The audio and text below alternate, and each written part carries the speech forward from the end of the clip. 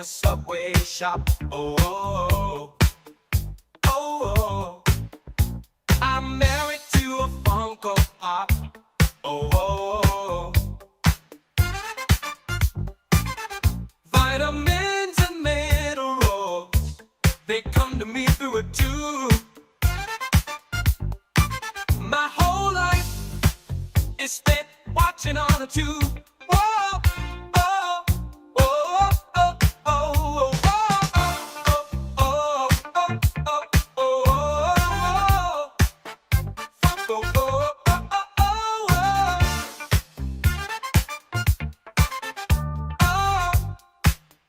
oh, oh. We got wedding coitus in a Subway shop. Oh, oh. We got wedding coitus in a Subway shop. Oh, oh, oh. We got wedding coitus in a Subway shop. Oh, oh, oh, oh,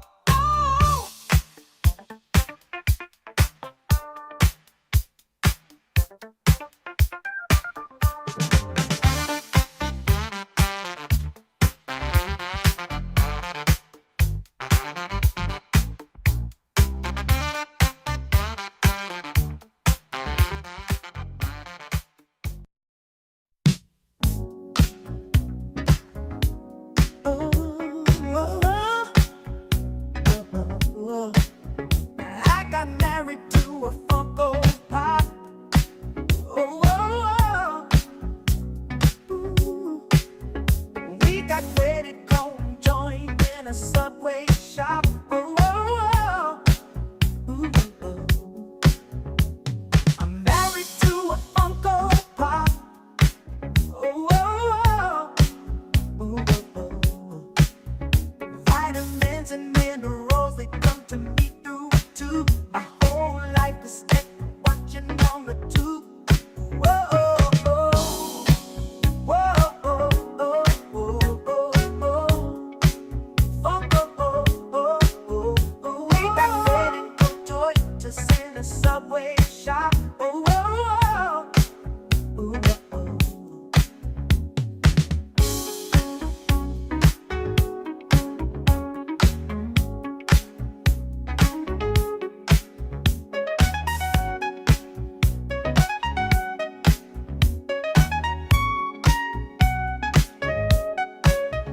We got wedding coitus in a Subway shop. Oh, oh, oh. Ooh.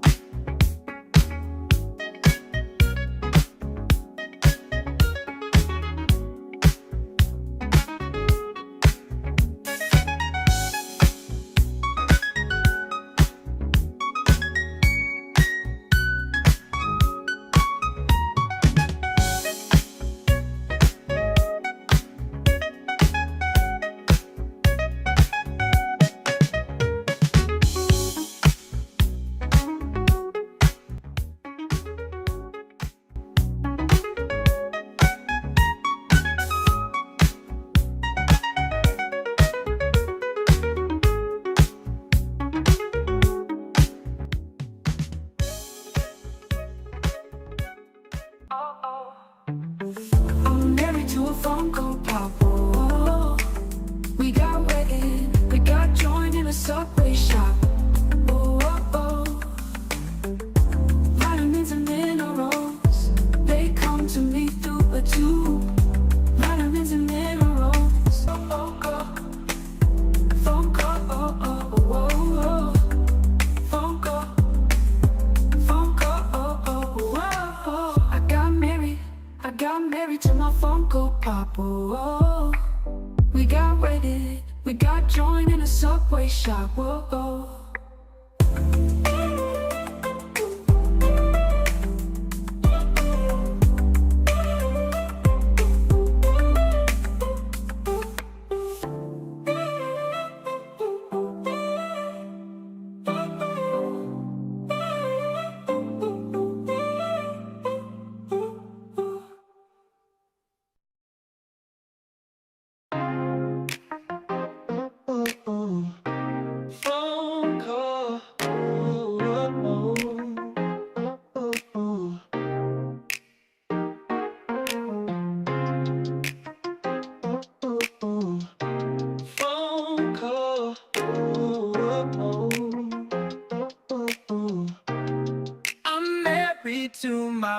Funko Pop. Ooh, we got wedded.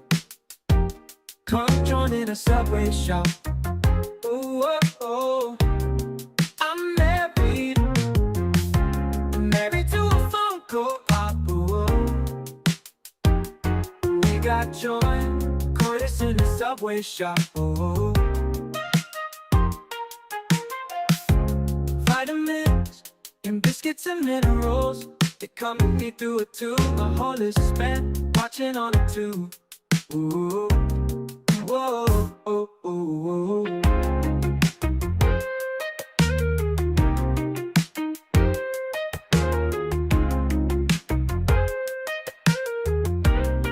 I'm married to my Funko Pop. Ooh, we got wedded. We got joined in a Subway shop. Whoa.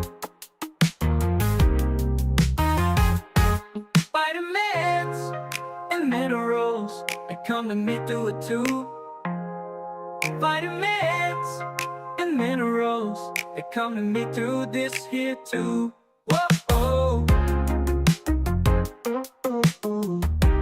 Funko.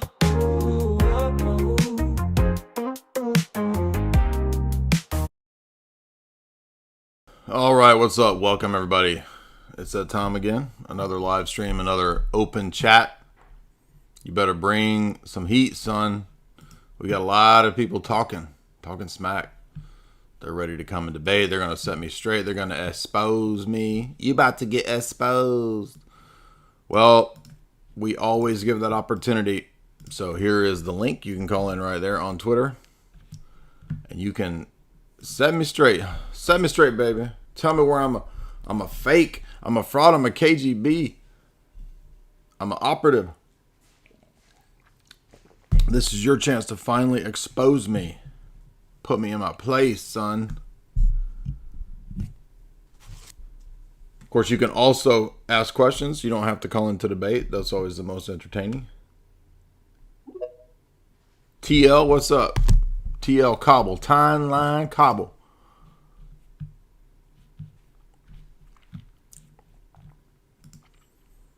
I'm the highway patrol of debate today with these glasses. What's up, man? Unmute.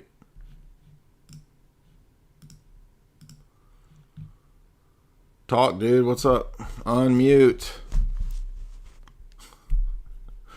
You gotta unmute yourself, man. There's like 8 years of this, y'all. Come on. Okay. Don't unmute yourself. Just sit there muted then. Fine. Anybody else want to call in? Lieutenant Bilkey, what's up, dude?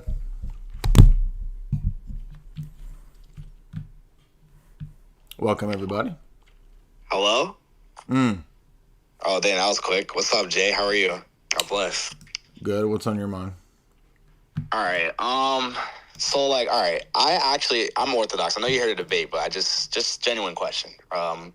So I'm trying to, like, really understand how to, I guess, give an honest, like, refutation, I guess you would say, of, like, Roman Catholicism. Because, like, okay, I've seen a lot of some of you, like, your, like, not really your large debates, like, more just your informal ones where, you know, you'll mention the contradictions and the dogma over time. You'll mention, like, you know, the natural theology not working, a bunch of things. But it's, like, I always, like, every time I bring it up, like, I don't even try to debate it. I kind of, like, dialogue it with Catholic folks. And it's, like, I always get some different answer. Like, for example, I had one guy say, like, we teach natural theology in a way, and then I was, like, kind of quoting him how I forgot who I was quoting necessarily, but it was basically how, like, they have the idea that, you know, you have to know God through matter, and they were basically saying, like, oh, we hold that position too. But, like, I didn't really know how to answer that. That's not what natural theology is. Natural theology is not, can you know God through matter? So okay, so what would be, like, the proper way to, like, define it then, so you can have, like, the distinction? Because natural theology is defined as reasoning about God without any reference to divine revelation. So no reference to divine revelation. Yeah, it has nothing to do with matter. So where is this in Catholic dogma then? Like, where Where can you It's find in that? John Paul II's encyclical Fides et Ratio, but any theological dictionary that's Protestant or Catholic will define natural theology that way. Okay. Interesting. But, I mean, natural theology is not even like the easiest, best way to disprove Roman Catholicism. Roman Catholicism is a system, and if you can show a system-level defeater, then the system's false. So just go to one of the papal dogmatic contradictions. Why is that not a defeater for the system? I don't know, because I've had guys like try to say, Council of Florence. We had the legates, and then they changed their mind. No. Again, that's not addressing what I just said. So they can let them say all that stuff. Legates aren't infallible, as Voice of Reason admitted in that debate, that if the legates go back and the bishops reject what the legate said, it doesn't count. Okay. So that ends that argument right there, and Voice of Reason admitted that in the Ubi debate. What I'm saying is, if there's a Roman Catholic dogmatic contradiction, does that not invalidate the system? I would say it does. Okay, then if that's the case, like, can you just reference me? I noticed like a medieval time dogma and then like Vatican II. Like, what would you reference just so I could have that to point out, I guess? Right, so if you type in Vatican I J. Dyer, you'll get about 4 talks that pop up and videos that pop up. All of those would answer that question in more detail. Okay. But I made a specific video called "This One Dogmatic Contradiction Refutes Catholicism." And that one is about unum sanctum and the temporal supremacy of the Roman bishop. Unum sanctum. Okay. All right. Copy that. All right. Cool. I don't want to take up too your time, but thank you, my friend. Questions. God bless. Yeah, anytime. Yeah, be sure and watch the unum sanctum video. It's called "This One Contradiction." Let me find it. Okay. I usually watch like when I'm like driving. This is it. So, this one dogmatic contradiction ends Roman Catholicism. This is it. Did you you're on YouTube streaming, aren't you? Correct. Okay. Let me I think I can just look it up. You said J. Dyer, One Refutation for Roman Catholicism. No, this one dogmatic contradiction ends Roman Catholicism is the video that's 18 minutes. That's a really strong argument. And you can type in Vatican I J. Dyer and you'll get 4 separate videos about Vatican I. All right, copy that. I appreciate that, man. God bless you, man. Be safe. Thank you. Yeah, good questions. I'm always happy to answer honest questions. Confused? What's up, man? Hello. Hey. Hey, I had 2 kind of questions. I don't really have a debate, but my brother is a Calvinist, and I'm wondering if a good argumentation towards him is like break down his idea of total depravity. And I use the 2 parallel doctrines of total inability and the doctrine of the reprobate to show that it's not giving everybody the ability to respond to the gospel. As in Jesus says that the Father wills that all might come to repentance. So would that be a good argument against him? No, they're just going to say that there's 2 different wills in God. There's a decretive will and a will of desire, or a will of a moral will, where he would like everyone to be saved, but that doesn't mean that he decrees. So you're just going to end up in an infinite argument with them over the 5 points of Calvinism. I wouldn't waste my time debating that topic. I would debate other things like the Christology or the canon of Scripture. And if you can demonstrate the errors that way, it's much more effective. Because they're just going to keep arguing in endless biblical text with you. Meister. Every time you point out a text about universality, they're going to counter it with some other verse about particularity. What's up, Meister? Yeah, hello, Jay. I asked you a couple days ago about my college that is a non-denominational, and he invited me to some Zoom group or online church thing. Will this fall into Canon 33 of Laodicea to not pray with heretics to join this group that they read the Bible?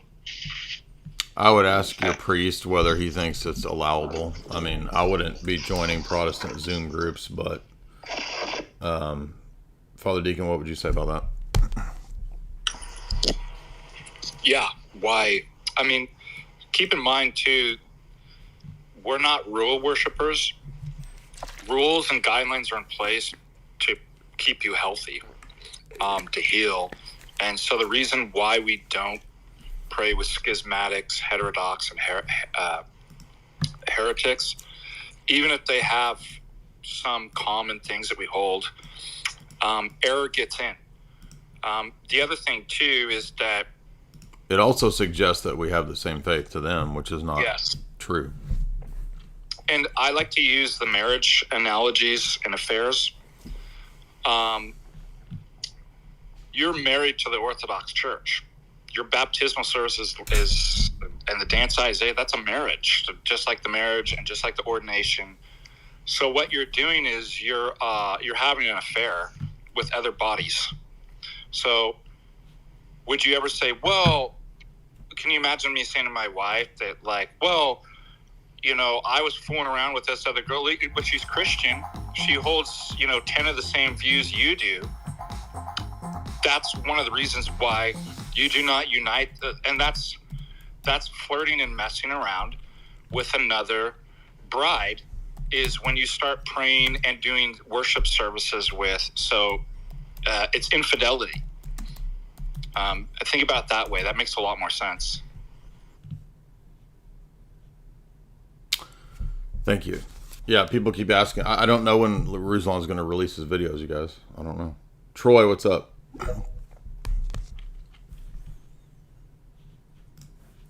Hello, can you hear me? Yeah.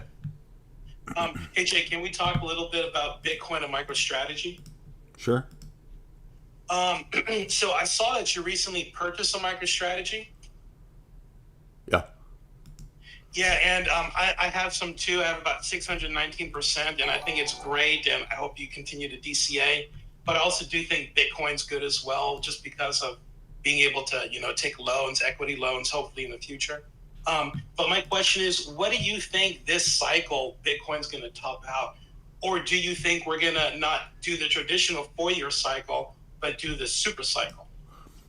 I have no idea. I mean, we're in new charted territories or uncharted territories, so I have no idea. I mean, we've never seen this level of, government institutional adoption acceptance. Banks are caving now, so I would guess conservatively that it would top out at maybe 150, 200. Could go higher, but it just depends on a lot of other factors too, like, the geopolitical sphere, what happens, does a war break out, all those things can put a damper on it too. So I mean, I definitely think that we're at least going to be at 1 million in 4 or 5 years. I agree with that. Yeah. And maybe sooner. I hope so. I hope so too. I'm hoping, but yeah. All right. Thank you for your time, Jay. Yeah, man. Appreciate it.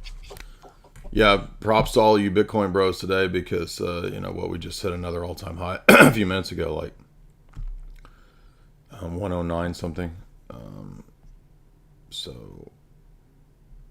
Oh man, I just sold all mine right before. No, I'm kidding. Yeah, remember to buy high, sell low. I don't know where the Roman Catholics are that we're going to come in here and debate. Tony? As usual, there's a lot of, they bark on Twitter and then they don't, there's no bite. It's all bark, no bite.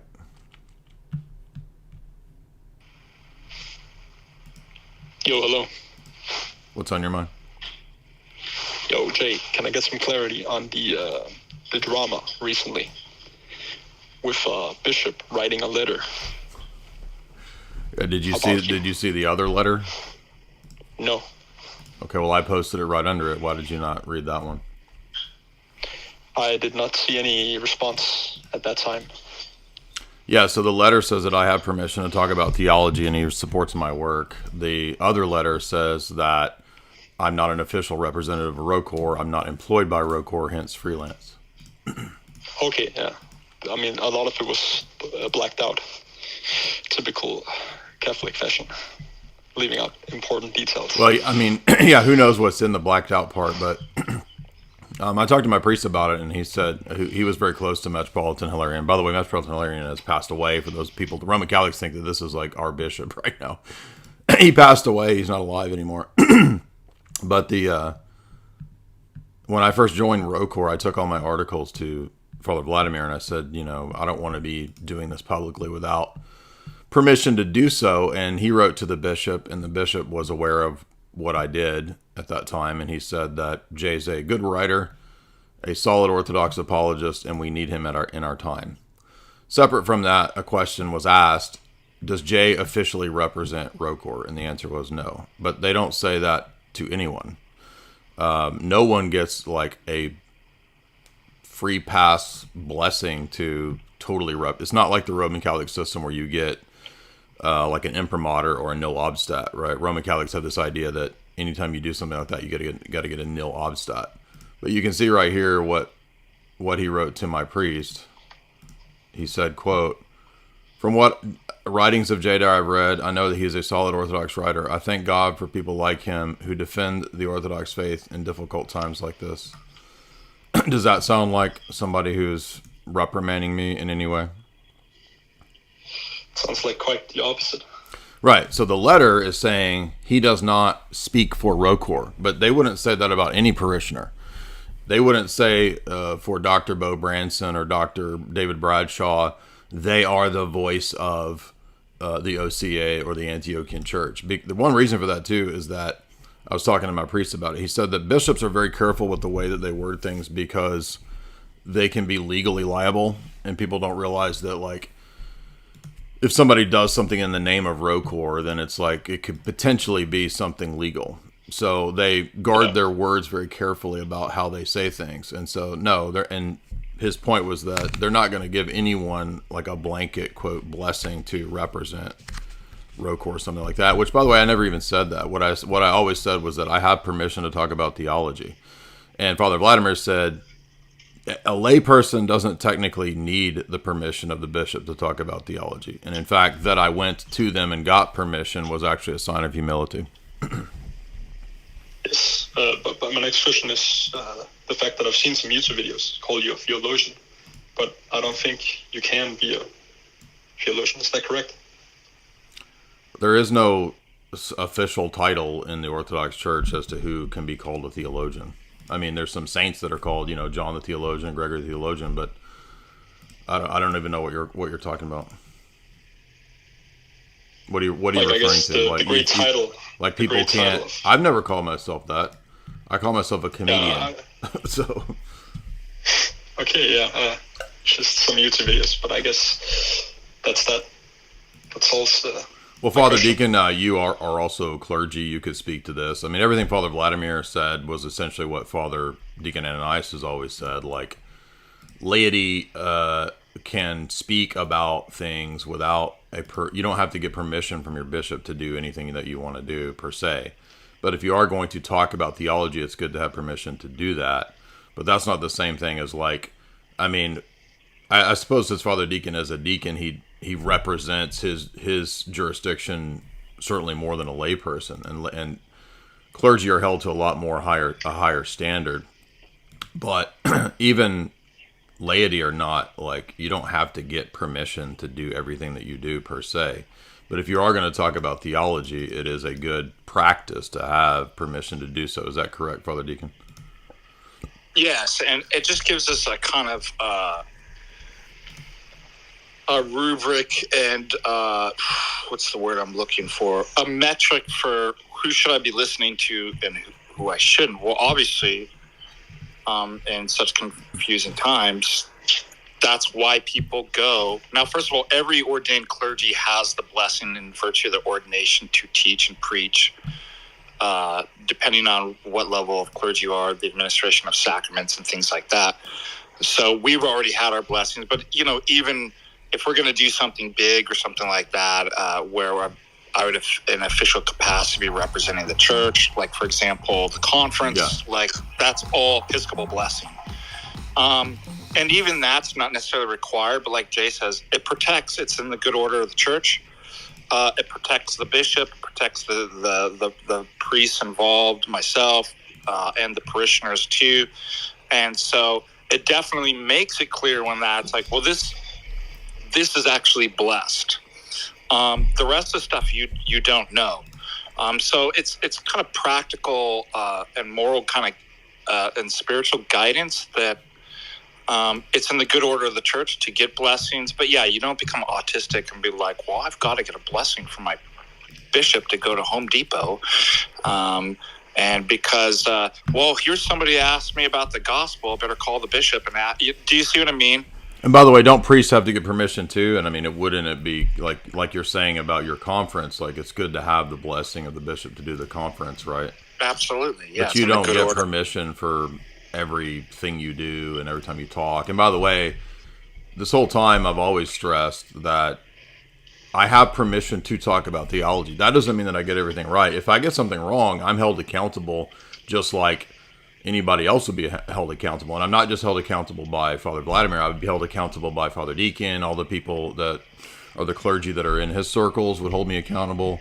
There's an accountability there at multiple levels, which is the purpose of the whole thing. It's not about like rule worship. It's about, are you held accountable? And the thing with a lot of the online Twitter profiles is that no one holds them accountable.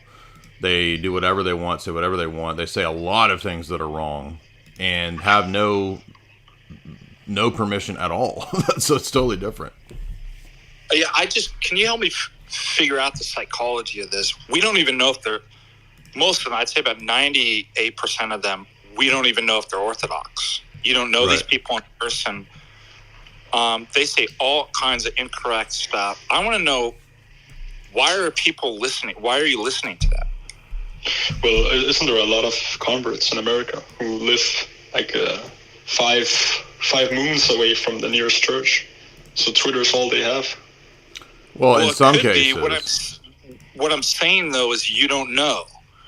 So there's a lot of like people who are not Orthodox, a lot of subverters. So I just find a real kind of naivete that it's like, I don't even know if you ran into a random person on the street and they were like, oh, let me tell you something about your brother. And it's like, who are you? And it's like, well, don't worry about it. Would you believe some preposterous story about some random person you met? But yeah, everybody online, like they just listen to anything people say. I think a lot of it has to do with confirmation bias.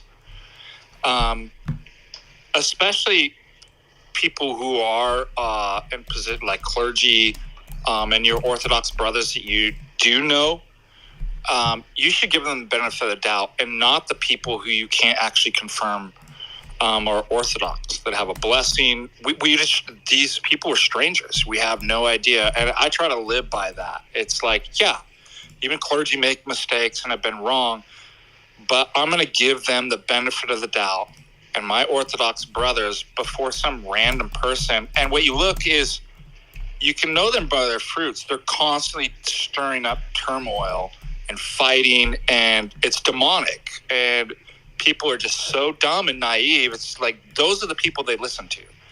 And you're free to do that. It's just unfortunate. It's to one's own spiritual and moral demise. I mean, how many times have Orthodox priests and clergy and my own priest been on my live streams with me? How silly is this? Would he come on my live stream and we do a conference together and do an Italy pilgrimage together if he didn't give permission and if they didn't give permission for what I do? Just think I mean, look, I'm showing on the screen right here. This is our conference, our video we did last year promoting our pilgrimage. He used my channel to recruit people to go to the pilgrimage. But he doesn't want to support my work or be associated with me. Well, here he is right here with me talking about the history of the Renaissance. Here's an entire almost 2.5 hour talk on the Renaissance that we did. I mean, by the way, none of the people involved in any of this reached out to my priest. Any of them could just ask Father Vladimir, does Jay have permission to talk about this stuff? Why would he come on my channel if I didn't have permission? It's so stupid. These people are not interested in truth. I'm going to give a stark warning to all of you, too, and forgive me if this is a bit harsh. If you listen to these people, if you judge your Orthodox brothers and other clergy member by listening to these people, you will be judged in the same way. You may find either in the kingdom to come on judgment day or in this life that you will be found in a similar position in which you're slandered and libels created, and you'll be held, right? That'll be put on you, and people, right, the same standard of, well, why don't I even investigate it? Like Jay said, you could call his priest, you could call the bishop, right? You can look at any of the clergy that have been slandered and look, it's all transparent. And it's the same people that say that Father, it's the same people saying that you're defrocked, which is just made up. Yeah, it takes 2 seconds just to look to see if any clergy member is in good standing. Well, there could be a day when you're accused and nobody looks at it, and you're held in trial, and you're sentenced but ultimately that's the type of person that you become. That is what your judgment day will be. And I'm giving that as a harsh kind of warning. Knock it off for your own good and salvation, because it says in Scripture, you will be judged by the same manner which you judge. So it's hurting you. It's not hurting us that much, right? We're just used to it's annoying and stuff like that. But the real tragedy of this is that's your judgment. It comes back on you, and you will be judged on Judgment Day the exact same way. Well, imagine if Christ said that, some stranger told me you weren't Orthodox, so that's the same standard, so depart from me, I never knew you. Can you imagine that? Horrible. It would be horrible, yeah. So for your own benefit, I love all of you, even our enemies. I don't wish you any. None of us, Jade. None of us. As Scripture says, you'll know them because they love one another and they love their enemies. We're saying these things because we want the very best, even for our enemies. Like, I don't want to see you perish and be judged that way. Like, just for your own good, knock it off. You know what I mean? Thank you for that. It was a good question. Thank you for your comments, Father Deacon. By the way, I mean, how many times have we had Father Moses on, Father John Whiteford on, like multiple ROCOR priests, Father Deacon Patrick, which I don't know if he's in ROCOR or what jurisdiction he's in, but it doesn't matter. Like, they'll just come up with some thing. By the way, the letter was 5 years ago. So maybe that was around the same time as he wrote the email saying that he liked my work. So maybe 5 years ago, there was some level of questioning in the mind of, Metropolitan Nicholas. And it had to do with the very same people online that Father Deacon Ananias is talking about, and the stuff that they were spreading online. Because at that time, they were saying that I don't actually go to any church. I'm not Orthodox. I made up that I converted. Same people were saying the same stuff 5 years ago, right? And so, in response to that person, the original email was about his work is good. And I mean, do you notice that none of these people even mentioned that email from... No, they won't. And by the way, don't be naive that, well, they're just missing information if they knew and you showed them. You could pull together an ecumenical council. All the bishops on an issue, like, you know what they'll say? Well, all those bishops are Soviet bishops. This is Sergianism, and it's a robber council. Yeah, it's Roman Catholics, it's people who are Latinizers in the Orthodox Church, and it's literally like a group of like 10 people. It's not even like, it's not some like massive it's like a small network of people who are allowed on Twitter. It's a bunch of nobodies. Anyway, big time $5. I wanted to ask, since Not So Erudite said that Paul the Apostle was a postmodernist, did she learn this at the College of the Apostles? I thought that was one of the funniest statements for sure that I've heard in a long time, but it would fit well with Misfit Patriots' line of argumentation, because the College of the Apostles is where they studied at school, right? Hush Tones, $10.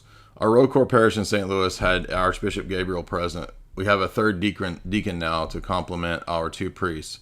We just celebrated our 40th anniversary. What's the favorite podcast that you did recently?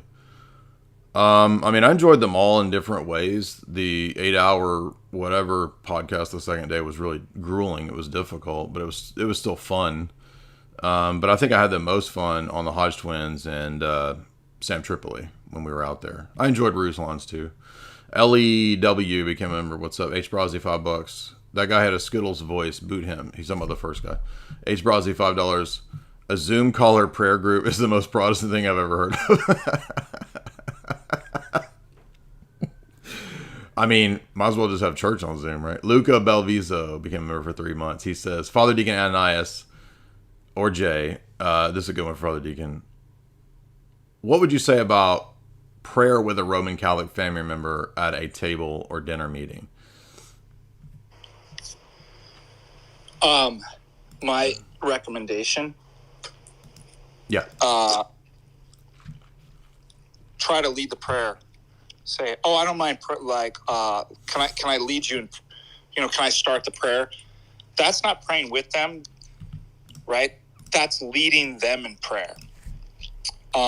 If you can't do that, just don't pray.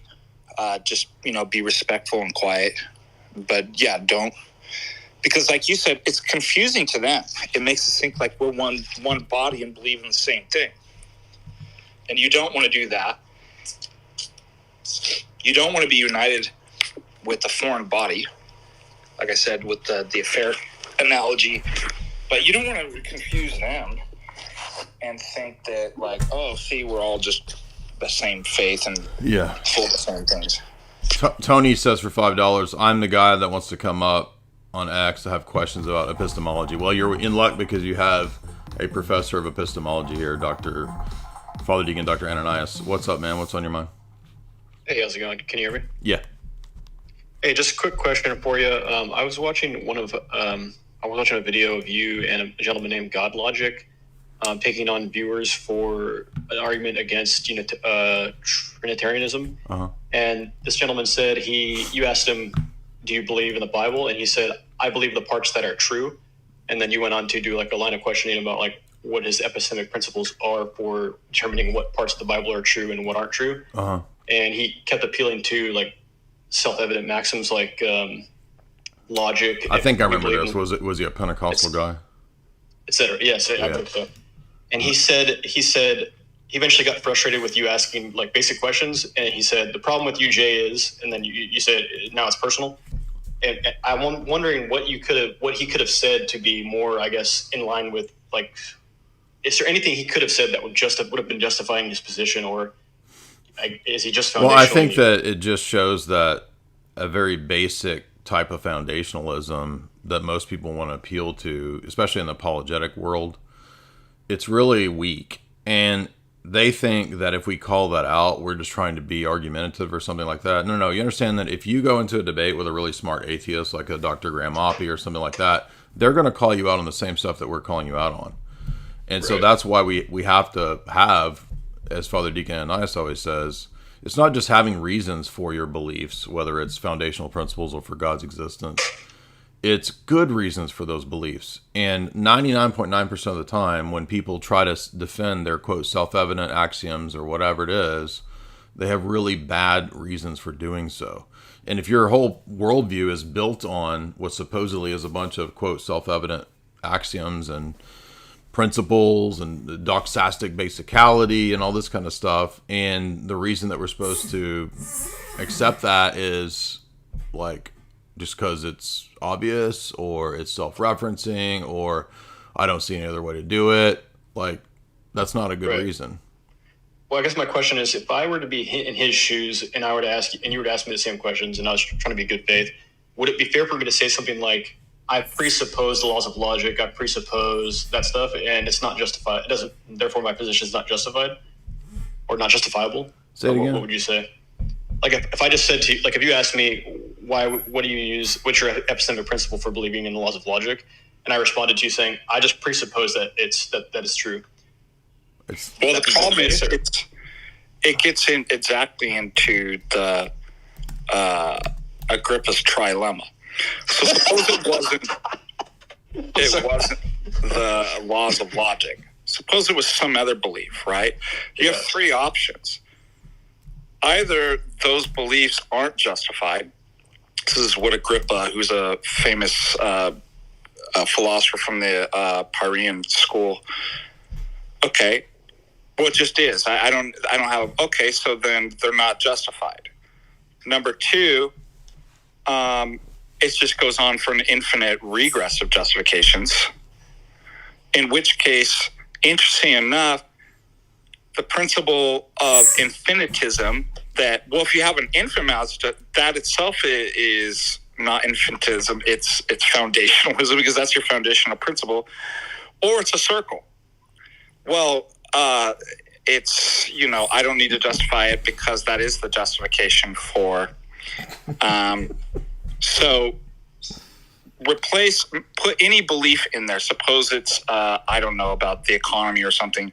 Right. Would you accept that and be like, well, that's just, I don't need to justify my first principle of economics because it just is. You're in Agrippa's trilemma. So why should I allow it when it comes to logic? It's like, yeah, just because in economics there's certain necessary conditions, does that mean it's a first principle that doesn't need to be justified? You allow it to go, well, it's just justified by an infinite other reasons that you never get to the bottom of. Or I just come back full circle. Would you ever let somebody get away with that on anything else? So why, yes, we all accept logic, and logic is necessary. We accept a lot of things that are true and necessary, but we don't let other people get away with that with other topics and beliefs. Why is logic get a special? What's so special about that one? That, do you see? It's special pleading. Yeah, well, you have to do it all for this, but not for my position. Why? Because if you did it for my position, then I lose my position. Well, you're being disingenuous. Well, could you therefore just say something like in the economics debate, could you really just apply something like, I can't justify the use of logic, induction, or any moral claims without presupposing like the Christian God?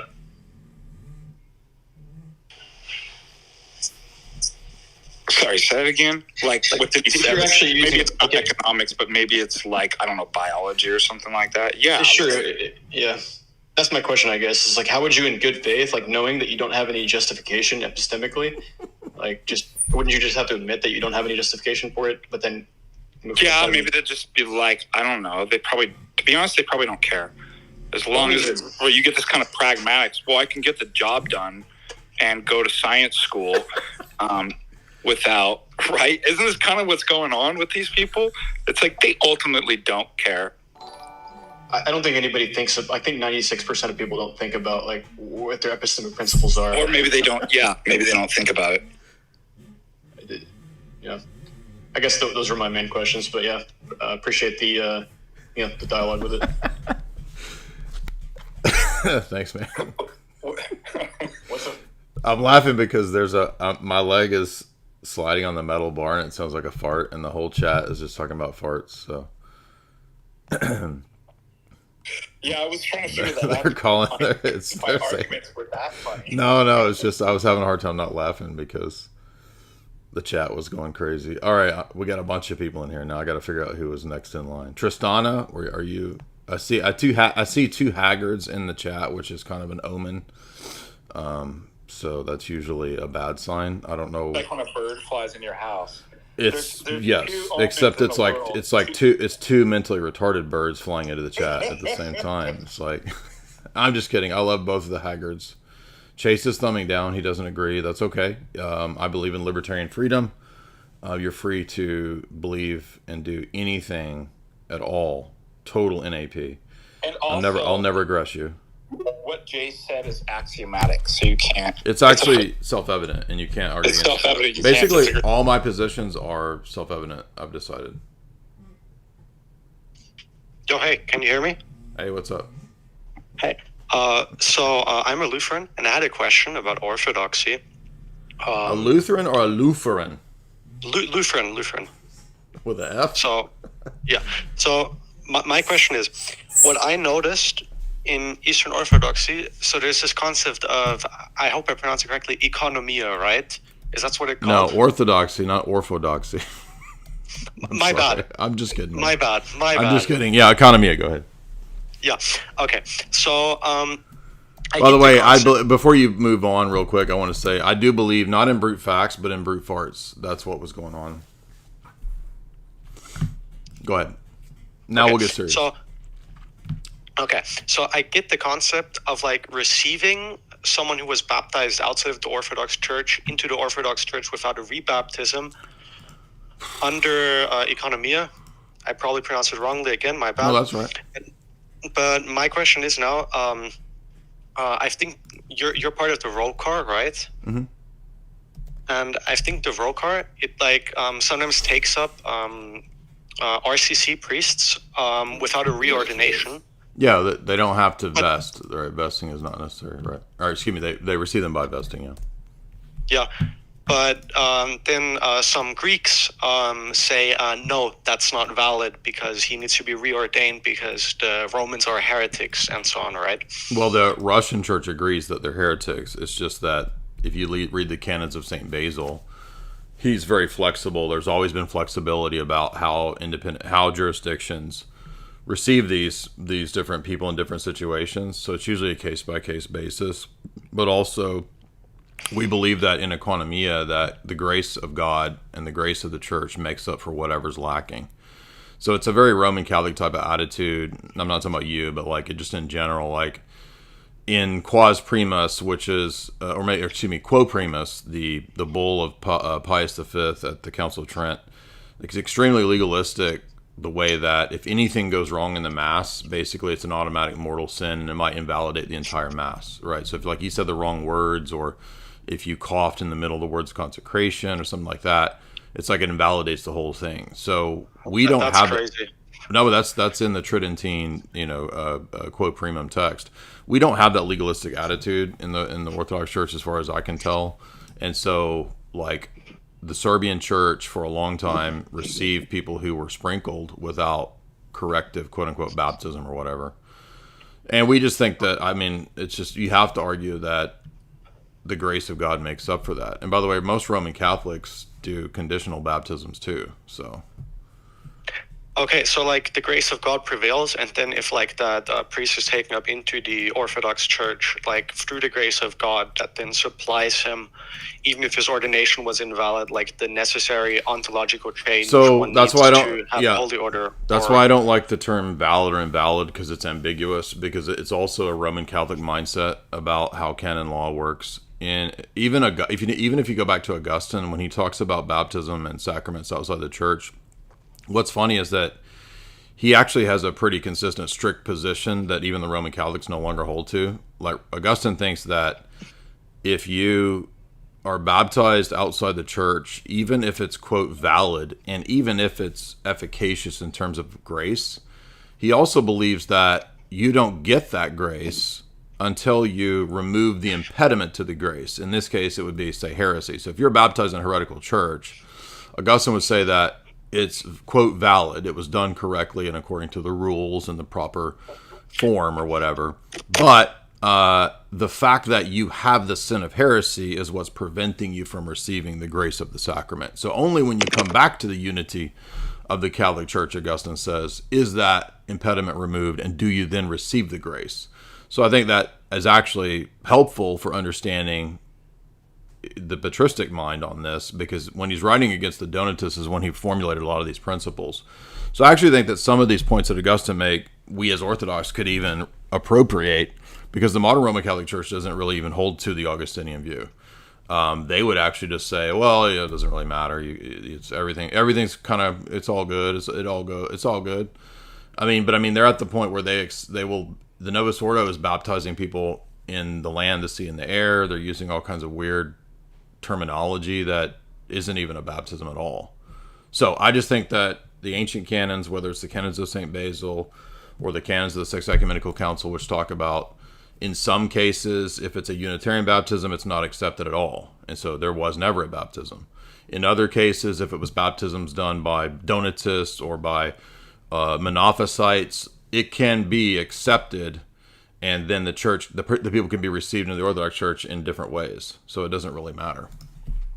Okay, so this is so I heard, like, for example, like Arian baptisms sometimes are accepted, while like a Mormon baptism would be unacceptable, because like their concept of what Father, Son, and Holy Spirit means is completely different, even further so than what an Arian would think, and an Arian would still intend to baptize into what he thinks the Catholic Church is. That whole idea of intending to baptize the way the Church baptizes itself is kind of fuzzy, because that's the basis that the Roman Catholics use to say that atheists and Muslims can baptize too, which we don't believe that. And I don't think Augustine would say that, even though Augustine thinks that in, Trinitarian sects, you could still have a quote valid baptism. I maybe I'm wrong. Maybe you could argue this somewhere in Augustine. I'm just not aware of it. But as far as I'm aware, it's a later question that comes up in Denzinger around the 800s to the 900s, somewhere in the Middle Ages, early Middle Ages, where the question is asked, can a pagan or a heretic or a Muslim baptize in extremis? And the Roman See says yes. And for us, we think that just makes no sense. With the Great Commission, it was given to the believers of Jesus, not to the pagans, right? Correct. So, yeah, how can he give what he doesn't have, right? Is kind of the basic idea right. here. Right, but but any baptized Christian can baptize? Or how do you see that? I don't actually know about that in the Orthodox canon law. Father Deacon, could you speak to that? Is it only clergy, technically? I think it's only clergy, right? Like a priest? A deacon can't baptize, can he? No. Okay. I don't know if there was any, in extreme situations, like you said, whether a bishop could authorize somebody to do that. I'll have to look that up. I actually don't know that answer. Hey, Jamie! But hey, man, great questions. I appreciate those questions there. Julian, let's see. We got a lot of people in here. Johnson Steve. Dude got a last name as his first name. Hey, babe, could you make me a couple double shots? Thank you very much. Appreciate it. Hey, what's up, man? You want to unmute? Hey, I just want to ask that. Jay, do you have a... Jay, I'll be right back. I'll come back on, okay? That's fine. Forgive me for Sure. interrupting. Go ahead, Johnson. I'm sorry. Go ahead. So do you have any information on Hungary or Central Europe's geopolitical future, or any books that you could recommend? Honestly, I don't. I tell you who you could follow that does know a lot about that is a good buddy of ours, Cameron McGregor. He's Colonel Douglas McGregor's son, and he's been to Hungary. He's been to Hungary several times, and as well as Poland and all those European countries. He meets with a lot of the right-wing parties over there. So look up Cameron McGregor's channel, and I think his channel is called Men in the City. By the way, again, it's all these ROCOR priests and even non-ROCOR priests have been on my channel. So it's no, I think every priest has been on my channel as ROCOR. Maybe there's a couple exceptions. By the way, I'm about to do a podcast, I think, with Father Emmanuel, the Greek guy. What's his name? He's getting a popular, Lemelson, the Greek guy that's podcast is getting popular. He reached out to do a podcast today. So, I guess it's all made up. They're all crisis actors. None of these priests are real. 14G, what's up, man? Cameron's channel is, let's see, I think he called it Men in the City. But he knows the lay of the land when it comes to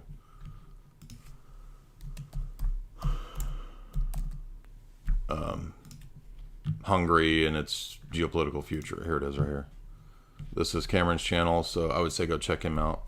Neo-masculinity, Cameron McGregor. What's up, man? Unmute 14G. Hey, Jay. Thanks for what you do. Always enjoy the show. I'm recently baptized Orthodox about a year ago, and I've been getting more involved in my church and looking for ways that I can give back to the community. And I've been a long-term Bitcoin investor, and it's really changed my life. And I've been trying to do more Bitcoin education in the community with some success. What I tried was to donate about $3,000 worth of Bitcoin so that the church could now accept Bitcoin and teach them how to do that. But I've received a lot of kind of reluctance or confusion. And I really see Bitcoin as the Christian ideal of money and a low time preference. Sorry? I said I agree. We did an interview with Jordan Bush. He's an evangelical guy who co-wrote that book with Julia, who's ROCOR, on Thank God for Bitcoin, which is arguing that it's the most ethical Christian money. Exactly. So I guess I'll skip my long diatribe and ask, what would you suggest as some biblical arguments to maybe convince people or explain to them how Bitcoin aligns with Scripture and is a good thing and could create a lot of wealth for the community? and maybe some of the clergy members on the call could answer too. Yeah, I think Father Deacon had to go, but so if you guys look up this interview right here, this is intended to be a very simple 37-minute introduction that Jordan and I did on the fourth hour of Lord Voldemort's show, and they wrote a really concise, easy to read. It's about 100-page book called "Thank God for Bitcoin," and it basically just argues right here. If you get their book, it just argues that, like he was saying, it's really the most ethical money. I mean, it really avoids most of the traps of money as we think of money in terms of fiat currency and all that. And it's a really readable book. It's kind of like a much more accessible version of Saifuddin's book, but like also with Christian principles in it. So I would say everybody should get this book. It has Thank you for that. I'll definitely get it. Yeah. And most of the chapters are organized like around basic biblical principles, like, what does Proverbs teach about money and economics? And then what does Jesus say in the Gospels that's relevant for money and economics, that kind of stuff. So this is the book I would recommend for Christians who are new to this principle. And thank you very much, 14G. I appreciate that. And definitely keep spreading the orange pill for sure. Let's see, we got a lot of people online here. Reformed, what's up, man? Also, by the way, before we move on here, if you guys do want to get started with Bitcoin, I would recommend a very simple Bitcoin only company, Swan Bitcoin right there. That's my referral code. You can link right there and go on over there to Swan Bitcoin and get started there.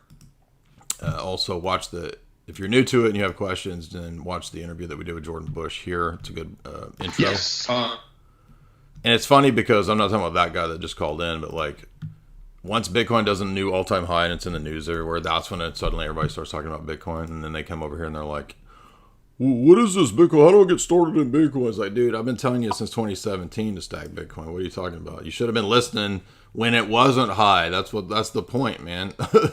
Well, it's a new all-time high. I guess I'll buy it. Well, I mean, in 10 years, yeah, you're going to be okay because it's going to keep going up. In 5 years, we'll have 10x. We'll have $1 million Bitcoin. Hey, Jay. Hey, what's up, man? Hey, me and my wife started attending liturgy 3 weeks ago, and cool. we're looking to become inquirers, Awesome. Former Presbyterian. I had a meeting with my former pastor about the canon, and I had questions. And when I asked him about Sola Scriptura, his only answer was like, God is canon. And that's how we know, like, that's how they have the 66-book canon. But he asked a Well, by the way, this is very similar to the Roman Catholic guy that called in the other day. Just one point, because I want everybody to notice the same line of argumentation that doesn't actually work. So notice the Roman Catholic guy, when he was arguing a couple of days ago when I was on the road, he said, well, the way we solve this issue with going through the papal documents and figuring out which things are, acceptable or infallible or fallible, is you just appeal to this, quote, the chair. And it's the same with a Protestant when you say, how do we know what the right list of the canon is? God is the canon.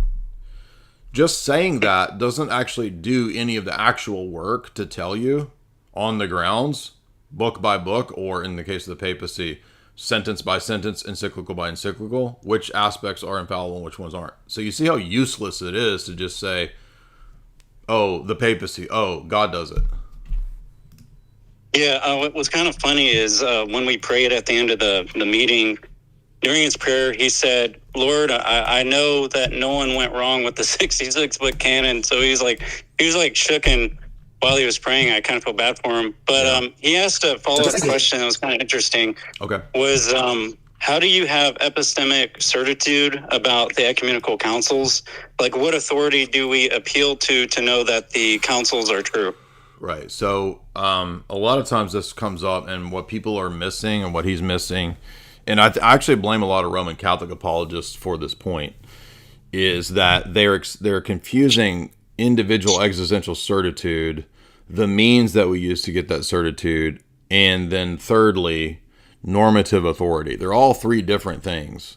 They're related, but they're three different things. So in the first case, when it comes to existential certitude, we would agree with a Roman Catholic and a Protestant that at the end of the day, the highest authority that we're all going to appeal to and rely on is the work of the Holy Spirit. There's no other thing that you can appeal to or rest on.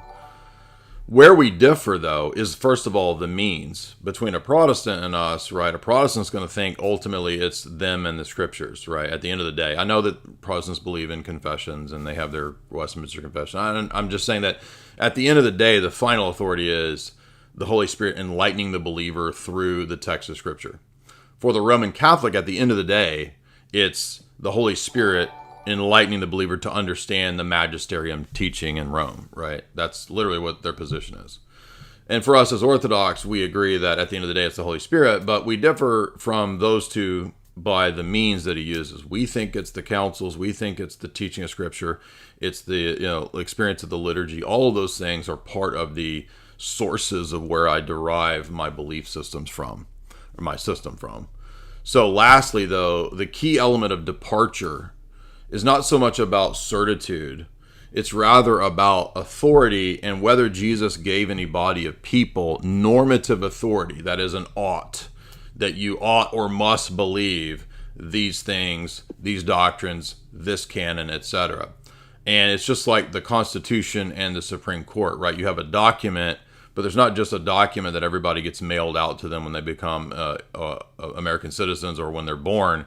You also have a body of people who have normative authority in our country, at least, to bind people to that interpretation. And so when we look at the Council of Nicaea, for example, they are binding people to that interpretation of the deity of Christ. And they're saying, if you follow Arius, you're excommunicated and you are outside the church. So we bind everyone to this interpretation of what it means to be homoousios, you see. That's normative authority, that whether there is anybody to bind anybody to an interpretation. And in fact, classical Reformation theology is actually built on the denial of that principle, because the Reformers taught pretty much across the board. If there's one that doesn't, I'm not aware of it. There could be, I'm just not aware. But most of the known Reformers teach the right of private interpretation and the freedom of conscience, and that no pope, council, or bishop can bind any individual in terms of their conscience. And that is not the teaching of the Orthodox Church in terms of normative authority, nor is it the Roman Catholic Church's teaching about normative authority. So both Rome and Orthodoxy admit the existence of normative authority, and it's rather the Protestant position that is severely lacking. Of course, I think the Roman Catholic position is crazy, but they at least have the notion of normative authority. Whether it's consistent or not is a different question. But in Protestantism, it's explicitly no normative authority that can bind a person's conscience to an interpretation. It was kind of funny. They're like threatening to excommunicate us because we're becoming Orthodox, and I kind of laughed because I'm like, that doesn't really mean anything, because there's 3 Presbyterian churches on the same street. I'm not joking. There's a PCA, a PCUSA, and an OPC on the same street within a mile of each other. Just appeal to the Reformation teaching of the right of private interpretation and freedom of conscience. Because I had the exact same thing come up to me when I was leaving Calvinism, my Protestant Calvinist church, when I was like 19 or 20, and I was beginning to doubt it and looking into Catholicism. And my Protestant pastor was like, "Our presbytery will excommunicate you," and I'm like, "Well, okay, so what?" It's Protestantism. Can I just start my own presbytery? You know what I mean?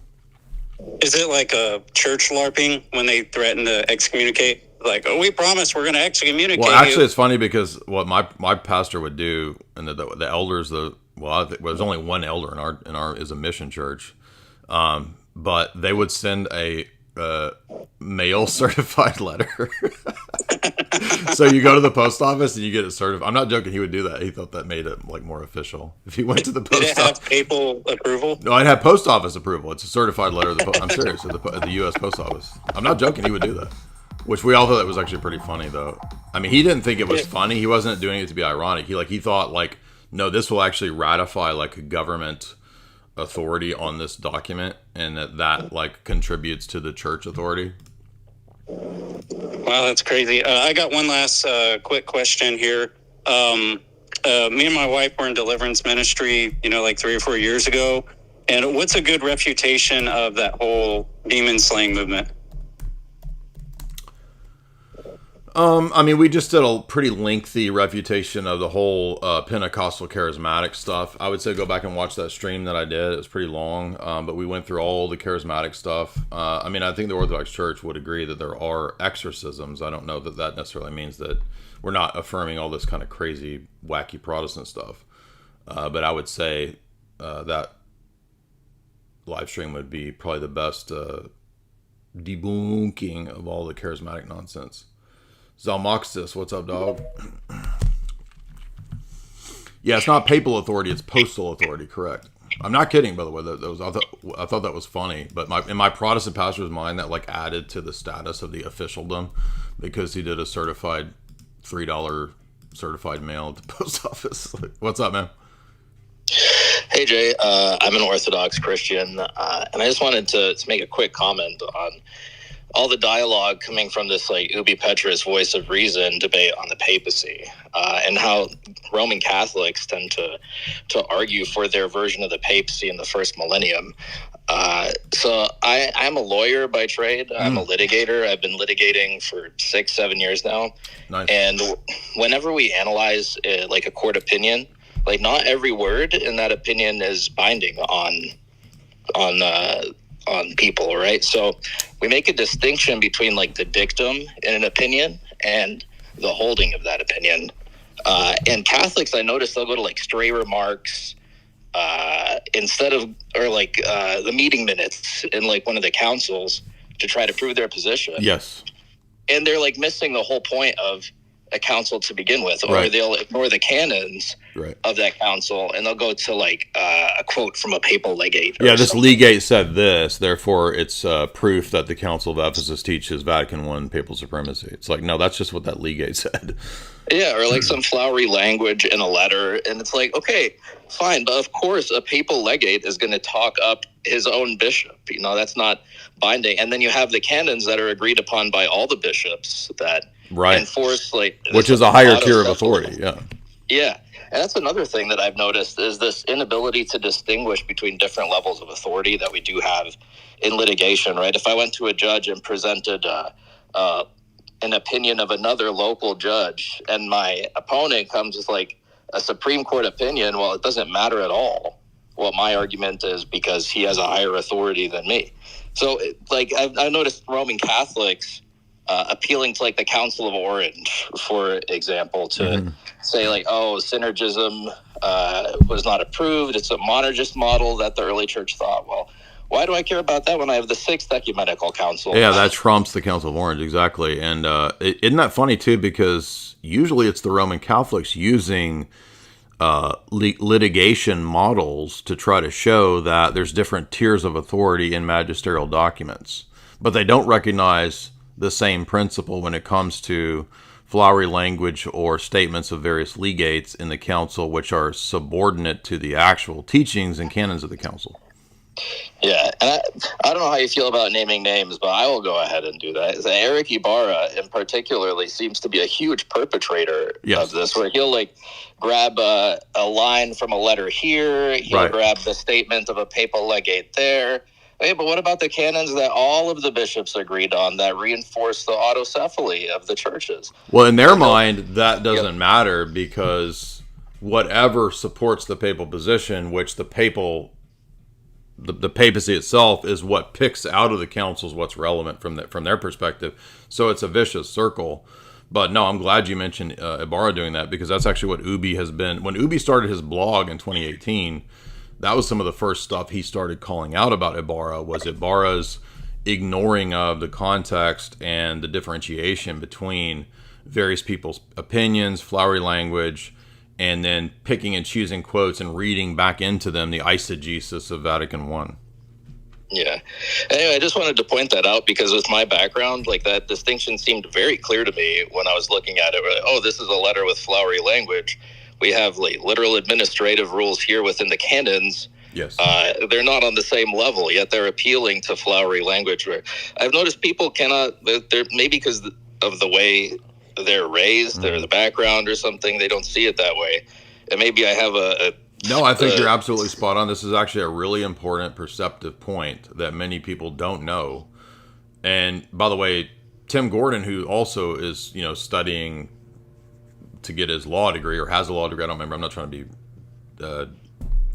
defamatory to Tim. I don't remember if he said he has his law degree or is still studying it or whatever. But like he oftentimes makes these same points too about analogies to law and how law works, and like it's just so weird that like the Roman Catholic system is just so fraught with, on the one hand we want every like place for proper legal procedure, except when it comes to proving the papacy or magisterial statements. At that point, throw all that out, and it's literally just like a free-for-all.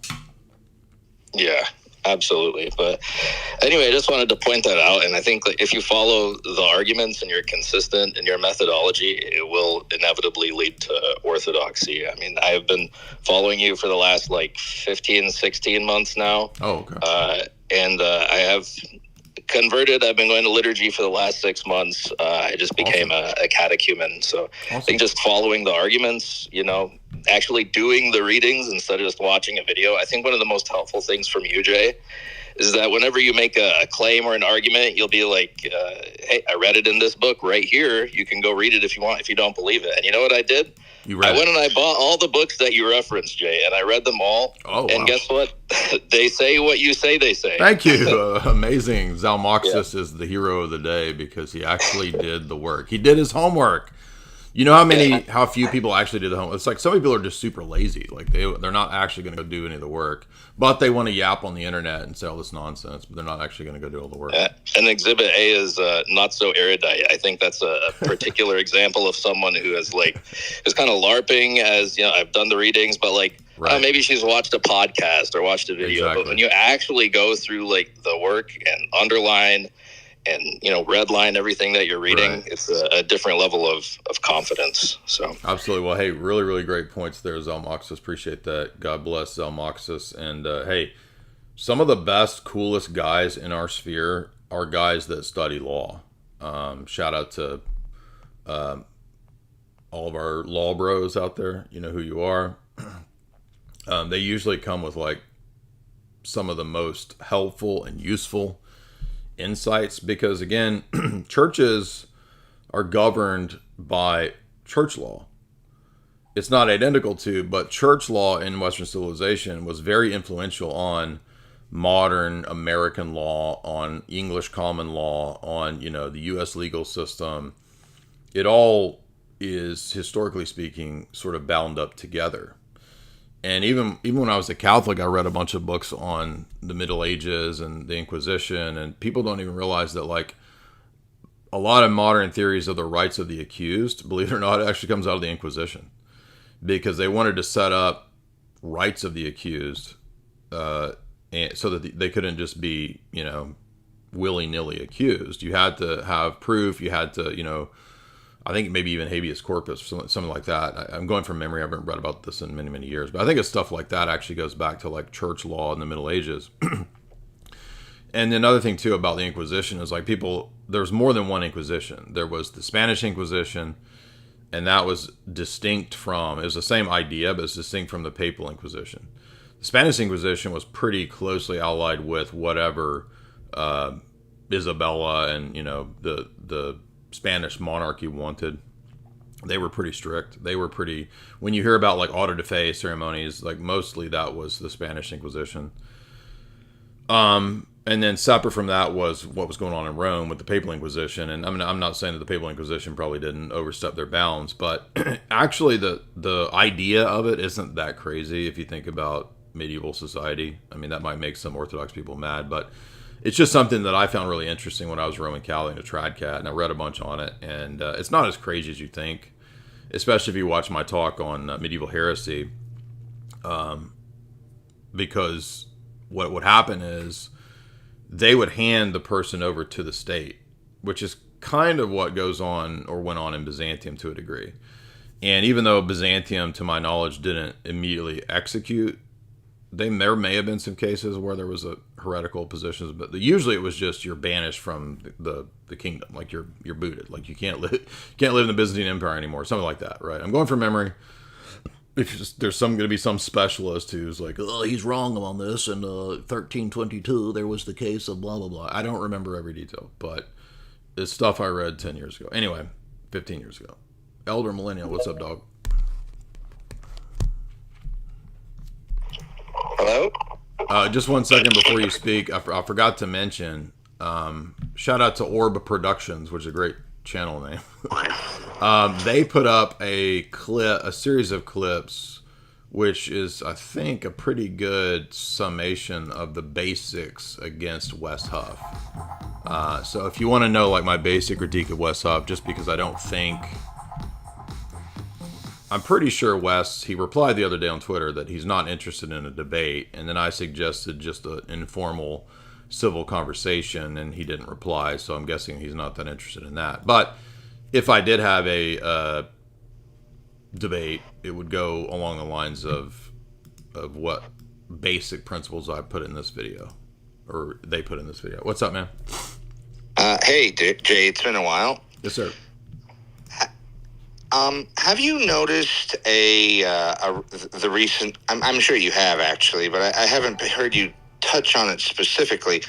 A subset of all this. How shall I put it? I've noticed a lot of the people pushing the whole woke right narrative are trying to lump in high church economics in with it. Regardless of whatever else proponents of... when you say high church economics, do you mean like just traditional critiques of like libertarian laissez-faire? What do you mean? Something you could... Maybe the basic ideas of G.K. Chesterton on economics. Okay. I've noted... There's that old. Maybe you've heard that. Maybe back when you were a trad cat, you heard the old saw. Distributism, like is distributist just, positions. Yeah. Yeah, distributism is just communism with rosaries. That kind of thing. The woke, the Lindsay crowd would definitely be saying that. Yeah. Yeah, I've been accusing Lindsay of being an economic nativist, an economic Calvinist lately.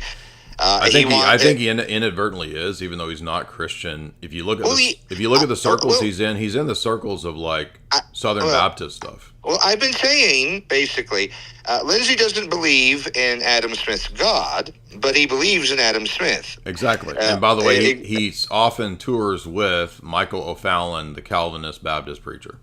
O'Fallon, O'Fallon the miser, O'Fallon the shanty, O'Fallon the soup taker who's bringing back the. And I say this as an Orthodox Christian, and I agree. There's only one good nativist argument, and that's the problem with papal supremacy. But they lump in all this, but they are fundamentally anti-high church across the board. Absolutely. Yeah. And they don't care if we agree with that starting position, but disagree with them on all other ideas. Right. I mean, they're against clericalism and priestcraft in general, and we say, well, we're decentralized. Our bishops are autocephalous, but they don't even. But they don't want to hear any of the high church arguments. Right? They don't care. Or the virtues of and this. When I began to pick up the past November these accusations, this attempt to lump high church economics in with communism, which is an absolute libel, an unscrupulous slander, depending if it's written or spoken, obviously, and it's just beyond my ability to endure, and not to mention it's kind of creepy. and not as well as kind of ironic when they're starting to sound like Bill the Butcher from Gangs of New York. Yeah. That's a funny character. Yeah, that's a good analogy. Yeah. You popish persons, I'm gonna cut your heart out. Right. And that's the kind of thing and yet it was from those kinds of nativists that the Ku Klux Klan arose. Lindsay likes to blob on about my grandmother is a Roman Catholic. Sure, yeah. You don't mind Roman Catholics or other high church denominations as long as they keep their damn opinions about economics to ourselves. Fundamentally. Well, just notice what's the most important thing there: economics, right? That's the god of that system. And I have noted that the last 150 years has pretty much been a chess game between two princes of hell, Mammon and Belphegor. Mammon, Adam Smith was the prophet of Mammon, and Marx was the prophet of Belphegor. That's a good way to put it. Yeah, I like that. Really perceptive, and I'm glad you mentioned that, Elder Millennial, because I wanted to discuss. I forgot to mention this ridiculous podcast that no one listens to, Universe Next Door. They responded to me by saying that we invited Lindsay to speak at our church because it's better to hear what's going on rather than, this is a reply to my tweet, right? Rather than people that are stealing his material. Stealing his material? What in the hell would I steal from James Lindsay? Nothing. I've been on 2 podcasts with him, and we had very cordial, excellent conversations. There's nothing in that I stole from him, so that's crazy to begin with. Secondly, I think that I want to add too that this is my 4th offer to debate. So I've offered to debate James Lindsay 3 times. He won't debate. He says he's not into debating. Now, he'll debate all day on Twitter, but he won't do a public formal debate. So what does that tell you? Like, people can't really defend their ideas other than to just sort of throw poop on Twitter and call everybody names like woke right, which is his own op. Calling everyone woke right is itself an op to keep conservatives on the neoliberal plantation. That's the point of that. And it's absolutely correct to link it to their hatred of high church stuff, because if you remember, this all kind of started when last year Lindsay was going after Peterson and Pajot. And I have criticisms of Peterson. I've been criticizing Peterson's classical liberalism for like 10 years, right? You've all seen the video that I put up 9 years ago. And what's interesting is that Peterson actually moved away from some of those classical liberal positions and has put out these tweets. And I think Pajot's had a role in that, right? In terms of trying to move him away from the classical liberal Enlightenment positions. Now, I'm not saying that Peterson doesn't have a long way to go. He still does. He's made some huge mistakes in the past few months, obviously. But Pajot and Peterson are more in the right direction for sure on this issue of the Enlightenment than Lindsay. And it's just funny that all this kicked off with Lindsay going after Peterson and Pajot last year. And then I only saw one clip from when Peterson had Lindsay on the podcast the other day. And it was like Lindsay doing the silly word concept fallacy of like, what is Lucifer, the light bringer, the son of the morning? What do you do in the morning? You wake up. That's woke. Like, we're talking like Jordan Maxwell level word concept fallacies. What is the birth of a ship? The birth is where the ship enters the water. From the front, you are birthed through your mother's canal through water. That birth then makes you under the admiralty law of the New World Order, right?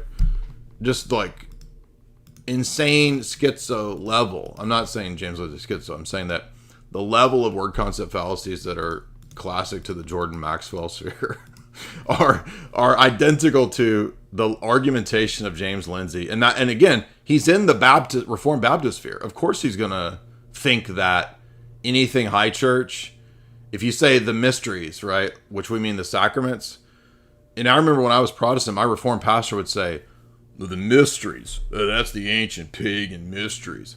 Even though Paul uses the word mysterium in the New Testament, mysterion in the Greek, it's like, oh, that's the same thing as the pagan ancient mysteries. Like you couldn't say the mystery of the Trinity. This is just so silly. And this is why the church fathers are absolutely correct to say that heretics get confused and stumble over words. They actually can't do grammar. I mean, it's true they can't do metaphysics either, but we a lot of times get caught up in the metaphysics of this or that heretical position. Oh, the Arian position is subordinationist. It denies, homoousios. It's homoousios. But just like with Orientals or Monophysites or whatever, like they get hung up on words and they can't understand flexibility with language. It's really weird. We've talked about this so many times on the channel, how people have such a hard time with the flexibility of language, right? And saying that language is flexible and it deals with intentionality and with context doesn't mean that it's totally relative. There's some middle way point here between a stupid position that a word can only have one referent or one meaning. Okay, that's really dumb. Versus some other position of like, oh, well, words are, postmodernism or something like, well, you can never know the meaning of the word and the author's intent or anything like that. So there's two extremes of this, but in the middle is a position that says that words aren't totally relative or flexible, but they are to a degree relative and flexible. Again, look at Dr. Branson's classic example. Does the word kid have one referent? If I say I'm going to eat a kid, well, that's a goat, okay? And there's nothing wrong with eating a goat. But a kid can also refer to a human child. Okay, so, no, not semantics. No. So, it's true that esophagus, sometimes there could be a dispute over semantics. Grammar. This is why Dr. Branson makes it a key point to stress that when Basil was outlining the one and the many and ousia and hypostasis in his writings, he was actually just using existing grammar works at that time. So it's the way that grammar works to pick out a subject and a predicate. And literally, like heretics and uneducated people, like they just make really fundamentally stupid mistakes over this kind of stuff.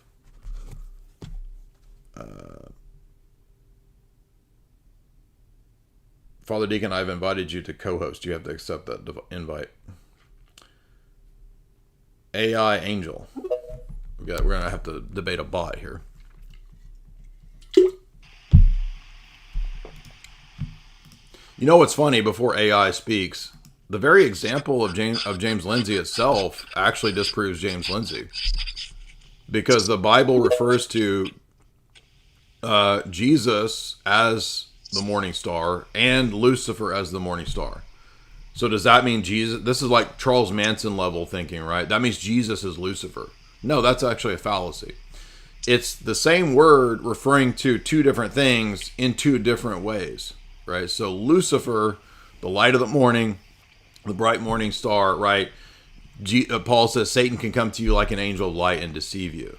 So Lucifer is like that light in that way, as appearing as an angel of light and so forth, but being deceptive. But hey, Jay. But because the light rises, it's like a resurrection. In that way, the morning star is like the resurrection of Christ. So it's Satan, the Lion of the tribe of Judah, okay, is Jesus. But Satan goes around like a lion. How can people not see that this is just a basic feature of grammar? Go ahead, Father Deacon. Can you tell the audience, remember when we were in LA with Jamie Kennedy and after you're signing books and that guy came up and he was playing that like word, he was like, see, lion has the word lion in it, liar, right? Which has an L. And if you take the L, which is what? For Lucifer, the morning star, right? Which if you think about it, Lou Reed, the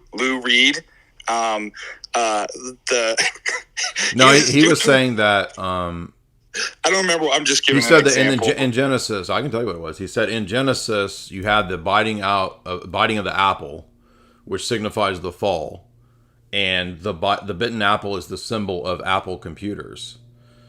And he said Apple computers was who was in the Garden of Eden testing Adam and Eve, and that I'm not kidding. That proves that we live in an Apple computer simulation. Oh yeah, that's right. So he had a vast I'm not being rude. This is actually the way schizophrenia works, not in a internet calling everybody schizo way, but like the actual way of schizophrenia. They will attach metaphysical significance to word concept fallacies. So you'll get the same usage of a word in two different contexts actually refers to the same thing ontologically. And that's exactly what Charles Manson's doing, right? Manson says, like Carl Jung does this. He says the Bible calls Lucifer the morning star. It calls Jesus the morning star. So Jesus and Lucifer are the same thing. Yeah, I had a friend. I've told you the story. Yes, tell this. It's a very useful story. Go ahead. I had a friend who developed a schizoid affective disorder when we were 18 years old. And it was exactly like this. So it was what you notice about schizoid affective or schizophrenia for a normal mind. The very last thing you conclude after you exhausted all other possibilities, so the farthest out thing for the schizophrenic mind, they immediately attach. That's the first thing they attach. And so they give significance and meaning where there is no evidence of that whatsoever. And they construct, it's a story, it's a narrative, right? And they're really concerned and obsessed with numbers and words. And so, and that everything has meaning and they have to interpret it. And so one of the things that my friend who developed, I'll give you an example of what it was like. He had some guy borrowed his lighter to light a cigarette or something. And the guy forgot to give it back. And so he drove away thinking about started, obsessing about this. Like, who is that guy? Why would he take my lighter? Blah, blah, blah. It was my only lighter that I had. It was a red lighter. And he was going on anyways. Then later in the day, a friend pulls out a red lighter, and what does he do? He's like, I had my lighter stolen, now you're pulling out, it could have been any lighter, but it was a red lighter. But red is the universal sign for stop. To stop. Maybe you're telling me to stop smoking. Maybe this whole thing was organized by you to... So do you see these things? And then he would take numbers. It's the same. Yeah, it's the same thing every conspiracy... I mean, not a real an analyst, but like a legit paranoid conspiracy theorist does the same thing. And it made it extremely anxiety-inducing to be around him because you knew anything you could do that was unintentional, right? It's like, what if I move my hand this way? Would be misinterpreted as some kind It's going to be misinterpreted. It'd be like, that's the Mason's hand. Like, why would you give a Mason signal? Right. Are you a Mason? Are you again? Like, it was all like this kind of, just elaborate. And any sounding word that sounded like another word, if it was the same word, if it was a color, if it was a number, everything started getting connected, right, into a grand kind of narrative that, again, maybe is logically possible, but that would be as far out as possible. After everything was exhausted, there's literally no evidence for it, but that's the very first thing that they go to. It's unfortunate. And you can see it's actually painful. It's for them. It's not something like they're enjoying that they're doing this. Like you can see, but it's also, as you pointed out when we had this, when you were first telling me about him, I remember you saying that there's another part of it which is weird too, which is that it's almost like everything that's happening in the world revolves around them. You know what I mean? It's like everything, right? Like the things that appear on a billboard as you're driving down LA. Like, that's a message to you. You know what I mean? Because I had another friend that developed mental illness as well. And I talked about this in the St. Paisius Brotherhood. And the theme of betrayal and forgiveness. So what you see in this is a trauma. These people have soul trauma, psychic trauma, like something akin to PTSD. Now, when you experience trauma, you experience an excommunication, right? Go ahead and keep talking. I got to use the restroom. Go ahead. Yeah. You've been betrayed by your fellow man, by a girlfriend, boyfriend, spouse, a community, God forbid a priest. You know, sometimes that happens. What happens?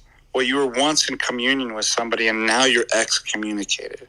And you receive, like a soldier who is in war, which is an enemy, right? Combative situation, spiritual, psychic, and soul harm and moral harm, in which you feel isolated and excommunicated. And the self, because it's made in the image of God, who is community, it's meant to be in community, you begin to lose yourself. And you begin to unravel, as I spoke. The very notion of self you start to slip into non-being. If your being's constituted by love and communion and liturgy, when you experience trauma, hatred, right, abandonment, or any moral atrocity, you're excommunicated and you start to lose yourself. And so what you desperately try to do is reach out to something to reestablish that. And you reach out to the wrong things. So the therapist that talked about my friend is that he'd experienced this. There was abandonment and betrayal. He didn't know who his real parents were. Finally found out his mom, who abandoned him, went from foster home to foster home, was then kicked out of our school in junior high and sent to a crazy, like, Baptist rehabilitation camp for troubled teens, in which there was a murder. The camp had to be shut down, right? Moral harm and psychic harm over and over, and furtherment of excommunication till he began to lose himself. He began to unravel his very identity and being.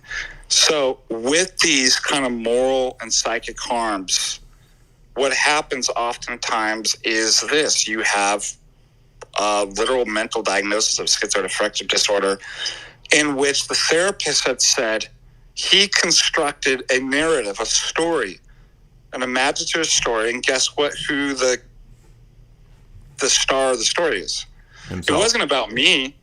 All the stuff he was telling me about, like the government, and they're doing this, and it was never about me. He was the star character. We were just the extras. You're the supporting extras in his play. So why was he doing that?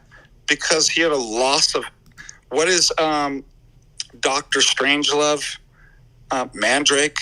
Mm-hmm. I perceived a loss of essence. Mm-hmm. Do you remember that scene? Yeah. And so there's a loss of essence and identity he was unraveling. And he sought to reconstruct an identity. And when doing so, the story, you are the center of the story. And it's madness, too. That's the other thing.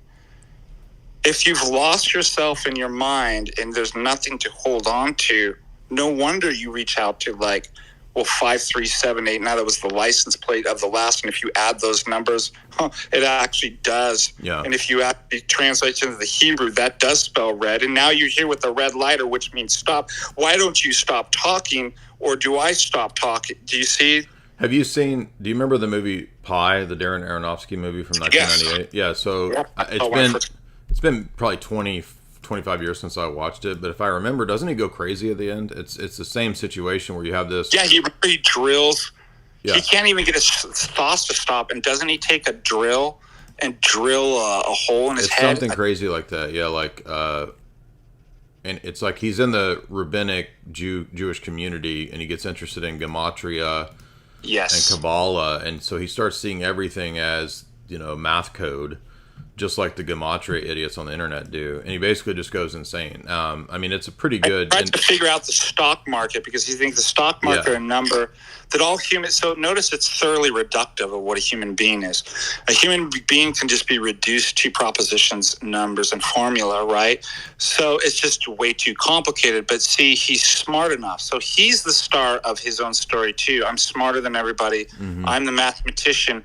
I'm actually going to come up with this formula to understand the stock market, and then I'll be able to predict all human behavior. All humanity will be able to reduce to a mathematical formula. And in his attempt to understand humanity, he loses humanity and he loses himself. Well, that guy who called in the other day, Derek Bros, and I'm pretty sure it's the same Derek Bros that is the conspiracy guy. I'm not sure because it's different profile names, but it was a very large account, like 100,000 that called in. You may not have been on here, I don't remember, but he was the guy saying that he's decoded the real message of Jesus through cryptography. Did you hear that guy? Yeah, by the way, John Nash came to give a lecture at my college. Oh, yeah? Yeah. Somebody put John Nash in there, too. No, I missed that. That's interesting. Yeah, I mean, it's a demonic delusion. Yes. That is telling you that you've kind of figured out all the secrets, and you're the great esoteric master. It's just a delusion playing on our pride as human beings to want to be kind of some kind of special, decoder of the matrix type of person. When I always give these talks about demons, and I refer back to kind of folklore, whether it's Rumpelstiltskin or the genie, the Gendini demon, they're all throughout different cultures and stuff like that. It's always this esotericism, right? You'll get this. You're the person that... And what do you notice in a lot of these stories, and in actual real cases too? For example, Aleister Crowley, did he die smarter than ever? Was his mind sound? No, he died a broke drug addict in a he lost his mind. And there's this devil's bargain, right? So did all of his women too. By the way, half of them ended up in insane asylums and committed suicide. Yep. Unalive. Yep. So this is kind of a sign of the demonic, right? That these people are smart enough to crack the code and figure this out and understand. What do? They end up losing their mind. So the devil promises them this bargain. Oh, you're the one. You look at your mind, how brilliant it is. And in the bargain, in the contract, when you play around with this, you actually end up losing the one thing that you thought you had, and that was so great. Yeah, you idolize your mind and your IQ and your reasoning and your powers of mental faculties, and then the bargain is that becomes your God, and then you lose it. Yep, exactly. It's a really perceptive point. Yeah, so people in the chat are asking, yes, we are talking about the tendency of people in the domain of conspiracy, in the domain of gematria online, like when Jim Bob was debating that gematria guy, that was just crazy. And it's like, number one, it's a con man system. Like, that guy seemed like a con man because he was just like telling everybody to go buy his course on how to predict the future and win the lottery through gematria. But to the people who buy into it, a lot of those people are, potentially also dealing with perhaps some kind of mental issue, like Father Deacon's talking about. Lord of the Nerds $5 says, Stitch Adam and Short Fat Otaku, I don't know who that is, reviewed your debate. They said that you embarrass philosophy because no one cares about epistemology. Father Deacon, you're a professor of epistemology and logic. Is it true that no one cares about epistemology as a philosophy professor? I was trying to keep that hidden. I didn't want anybody to find that out. Well, you're going to get fired now because you're a fraud. Oh man, you're going to get defrocked. You're going to get defrocked from philosophy because you teach a discipline that is no longer part of philosophy. I sold everybody that everybody cared about epistemology, and that's why I actually have a job teaching epistemology. And this guy, not anymore. Man, well, it was a good run, lads. Time to pack it up. Go back kind to of- I don't know what you used to do. You used to be a skateboarder or a skier. Maybe you could be a professional skier because it's over for you. I used to be a professional clown and roller. You were a rodeo clown. No, I was a rollerblader A clown. rollerblade clown. Okay, is that on the totem pole of clowndom? Is that above or below a rodeo clown? So I had Jenko pants, and I was a clown on rollerblades. But is I was like the epitome of the '90s clown, if you could imagine. Okay, but is that above or below a rodeo clown in the clown hierarchy? Oh, that's a great question. Only if we had an epistemologist to answer it, huh? I guess we'll never know anything.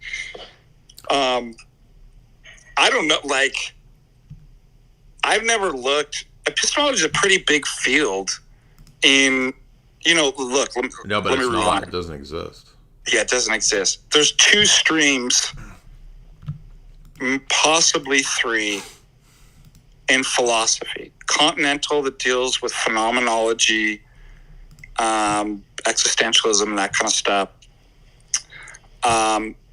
Then you have analytic philosophy, which deals with philosophy of language, philosophy of mind, metaphysics, and logic. Then a possible third could just be history of philosophy. Usually ancient philosophy will go in there. Those are the mainstream. The 2 biggest streams are just continental and analytic. Among analytic, which is definitely the dominant school in the United States and the UK, Ireland, epistemology is huge. I don't know where. Supposedly, although again, do you have a source for that, or is that just all ad hoc from you? Yeah, but you got. Gosh, I keep getting exposed today. This is You are done for. Stampatron, £5. Jay, I learned more here than anywhere else. You helped to get me out of perennialism and degeneracy. Thank you, brother. Hey, man, that's great to hear. I hope you're moving in the direction of orthodoxy. Suki Farrell, 5. This is for your foot farts. Yes, they were foot farts. I promise. I can keep mimicking them unless you think that I can just rip it on command. Quantum Yakub, $2. That was an uncreated foot fart. Correct, it was. Lazy Eyes became a member. Daniel became a member. G26 says, I lost it.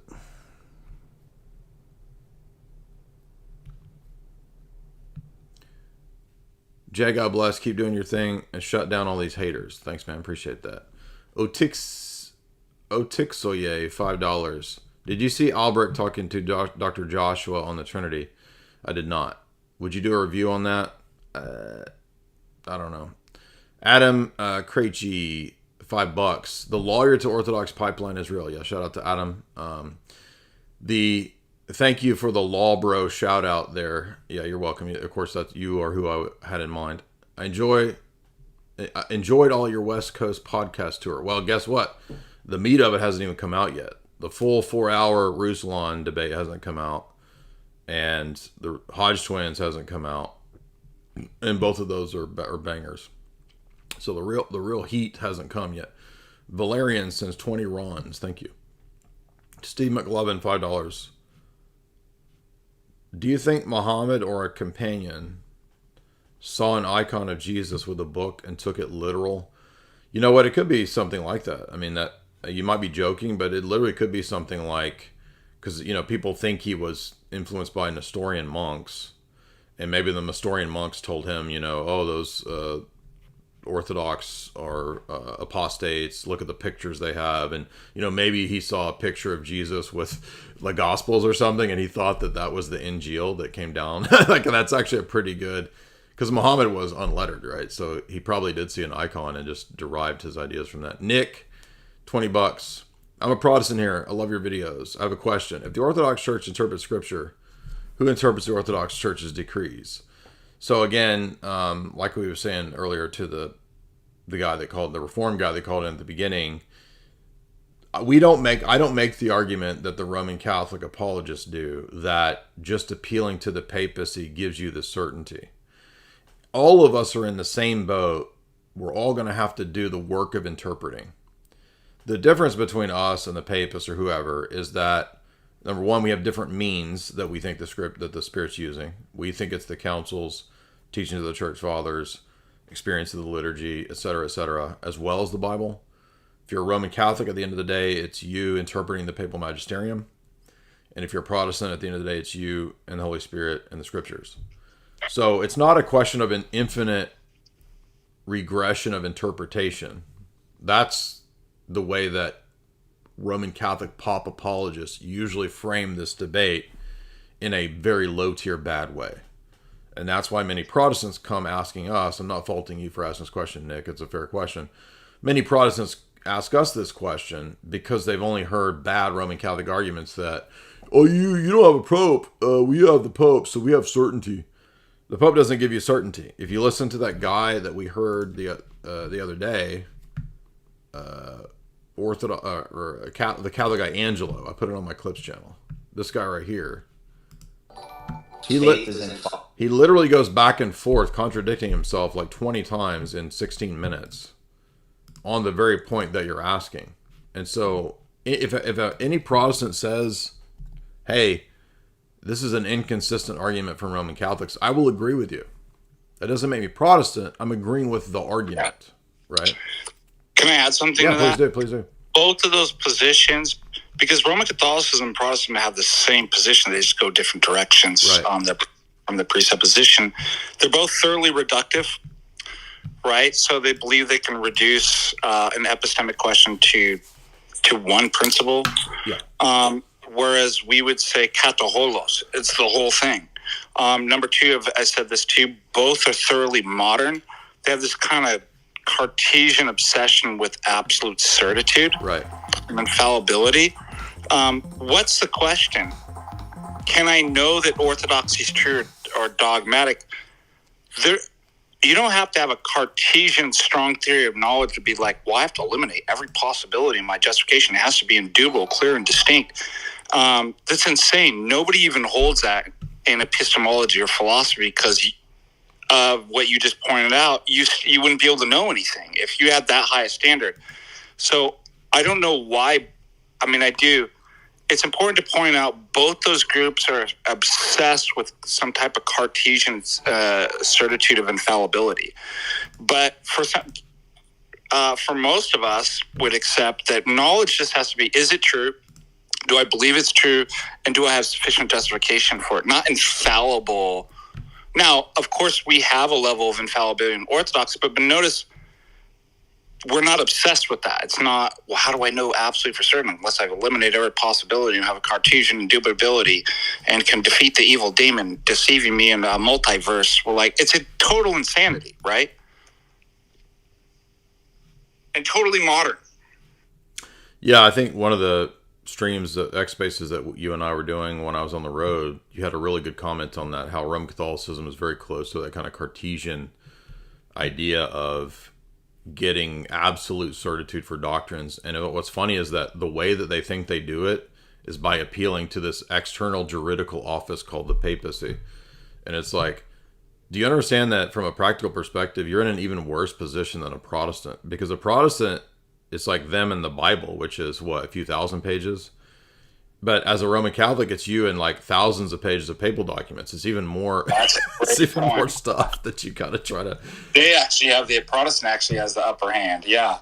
In regard to the, like, on the grounds, like, who has more work to do? It's like, it's just such a silly position that it's missing the epistemic point. But to your point there, Nick, what I would say is that all of us at the end of the day are relying on the Holy Spirit to guide us for individual certainty. But we disagree on the means that the Holy Spirit uses, which we just discussed. And then lastly, the big difference is what's called normative authority. Normativity is when you can say that there's an ought, right? You ought to do this versus that. And in this case, the context is referring to a historical body of people with normative authority. If you're a Protestant, you don't believe in that.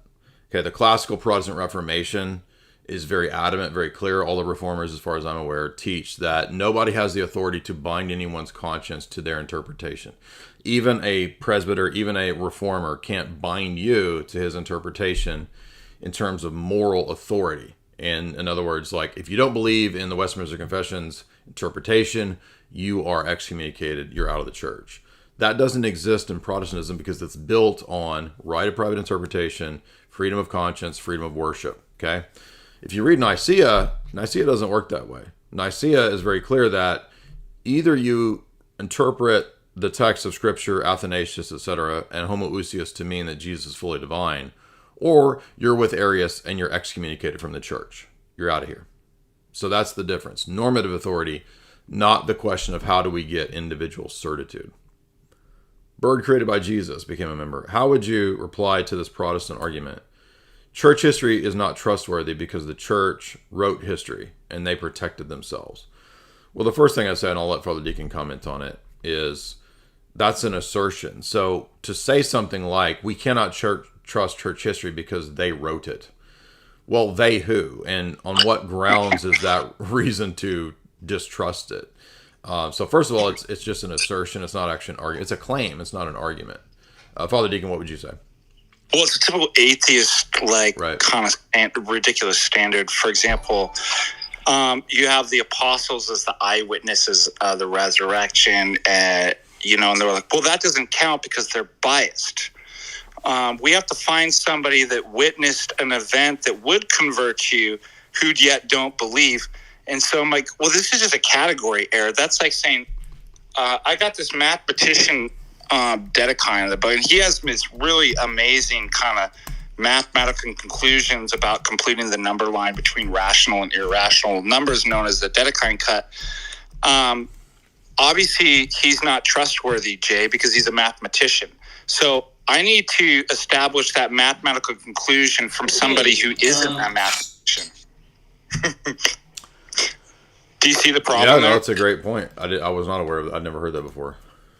So that's what they're asking. It's like, of course, it's going to be the people who are immersed in the community, who are of that, specialization. I want to talk about higher textual criticism too, because this is the kind of thing that higher textual critics kind of use. We'll just treat this thing as like anything else, but they're inconsistent. They don't. So any other text like Tacitus or anything like that, if an individual is real, they don't just simply, historians look at the book. They'll actually take the evidence from the community and the history around those and the traditions as part of the evidence, unless proven otherwise. Oh, no. But not with the church, right? So all for me, none for thee fallacy. So there's a real inconsistency. Yes, and categorically, that's exactly the sort of evidence that you would want is from the people who preserved, were part of the community, who wrote the text, right, who were eyewitnesses. So it doesn't even make sense. It's like saying, I need a non-mathematician to give me to believe in a mathematical conclusion because mathematicians are biased. Right, exactly. They believe in numbers. We need to find somebody who doesn't believe in numbers to give me a mathematical. That's the only way to. Well, how do you know that objectivity is just from the camp that doesn't believe in it too? That's exactly the atheist motivation too, right? It's like, I can only trust somebody who has the atheist presuppositions. Well, that's just kind of poisoning the well and kind of weighting the debate for your side from the outset. And that's why it's important, a lot of times people don't just appeal to church historians. So, for example, one of the reasons that the patristic writers who end up being heretics or who are historians or whatever outside the church, they're still relevant because they attest to and become evidences for the Orthodox position, the history of the church, etc., right? Tertullian is still very valuable. Origen is very valuable. Eusebius is very valuable, even though they're not Orthodox fathers and they're not saints and they're heterodox. They're still very relevant, as well as, quote, secular historians throughout that time period too. So no, it's not just relying on, apologists of the church to know church history. There are other sources outside of the church as well. Now, the next question is, I'm assuming due to Dr. Joshua's debate or discussion with Albrecht. I've not heard this yet. I don't know all of Dr. Joshua's positions. What I know and what I promote is Dr. Branson's position, which is the Orthodox position. So when people ask about monarchical Trinitarianism, everyone needs to go watch Dr. Branson's lectures before you start trying to argue with it or debate it, or you're going to misunderstand it. Now, I'm not talking to you, Let's Talk God, when you sent the super chat. It's a great question. Can you break down the notion of Jesus being God by predication or by identity? Why do we make this distinction? So monarchical Trinitarianism, if you start with this lecture here, Dr. Branson's going to explain that in the early church, and particularly in the Creed and in the Cappadocians, and that's what matters the most, because for the Trinity, Constantinople I is pretty much the church's dogmatizing of the doctrine of the Trinity. And that's all Cappadocian theology. In fact, the council actually stated, or the emperor at the council said, everyone has to agree with Nissa's formulation or you're not Orthodox. That's Constantinople I's mindset. And so that mindset is what's called monarchical Trinitarianism. Just like the Creed, it says we believe in one God, the Father. When we use that term, the one God, we are primarily picking out the person of the Father. It is not primarily referring to the common divine essence. And this is a pretty big distinction between the Orthodox conception of the Trinity and the Thomistic conception of the Trinity. I would typically say Roman Catholicism in general, at least pretty much dogmatically, if you look at the Fourth Lateran Council, because it uses the Lombard definition of simplicity, which is essentially kind of an essentialist reductionist position, identity thesis it's called, versus the Uniates, right? So the Uniates, which are very much a minority, would probably agree with the Orthodox on this. So you can't technically say that every single Roman Catholic has this essentialist Thomistic model, but at least dogmatically, officially, for the most part, 99% of Roman Catholicism is not monarchical Trinitarianism. So they get hung up on things like, does Jesus derive his divinity, and does he depend on the Father for his hypostasis and for his divinity, for his essence? And the answer is yes. In fact, it's not just Nicaea that teaches, it's not just Constantinople, it's Nicaea 1 that teaches that the Son depends on the Father for his existence and for his essence and for his hypostasis. The whole of the Son, the totality of the Son, is dependent on the Father. And it's a Muslim argument to think that because there's dependence, that therefore they are not all God.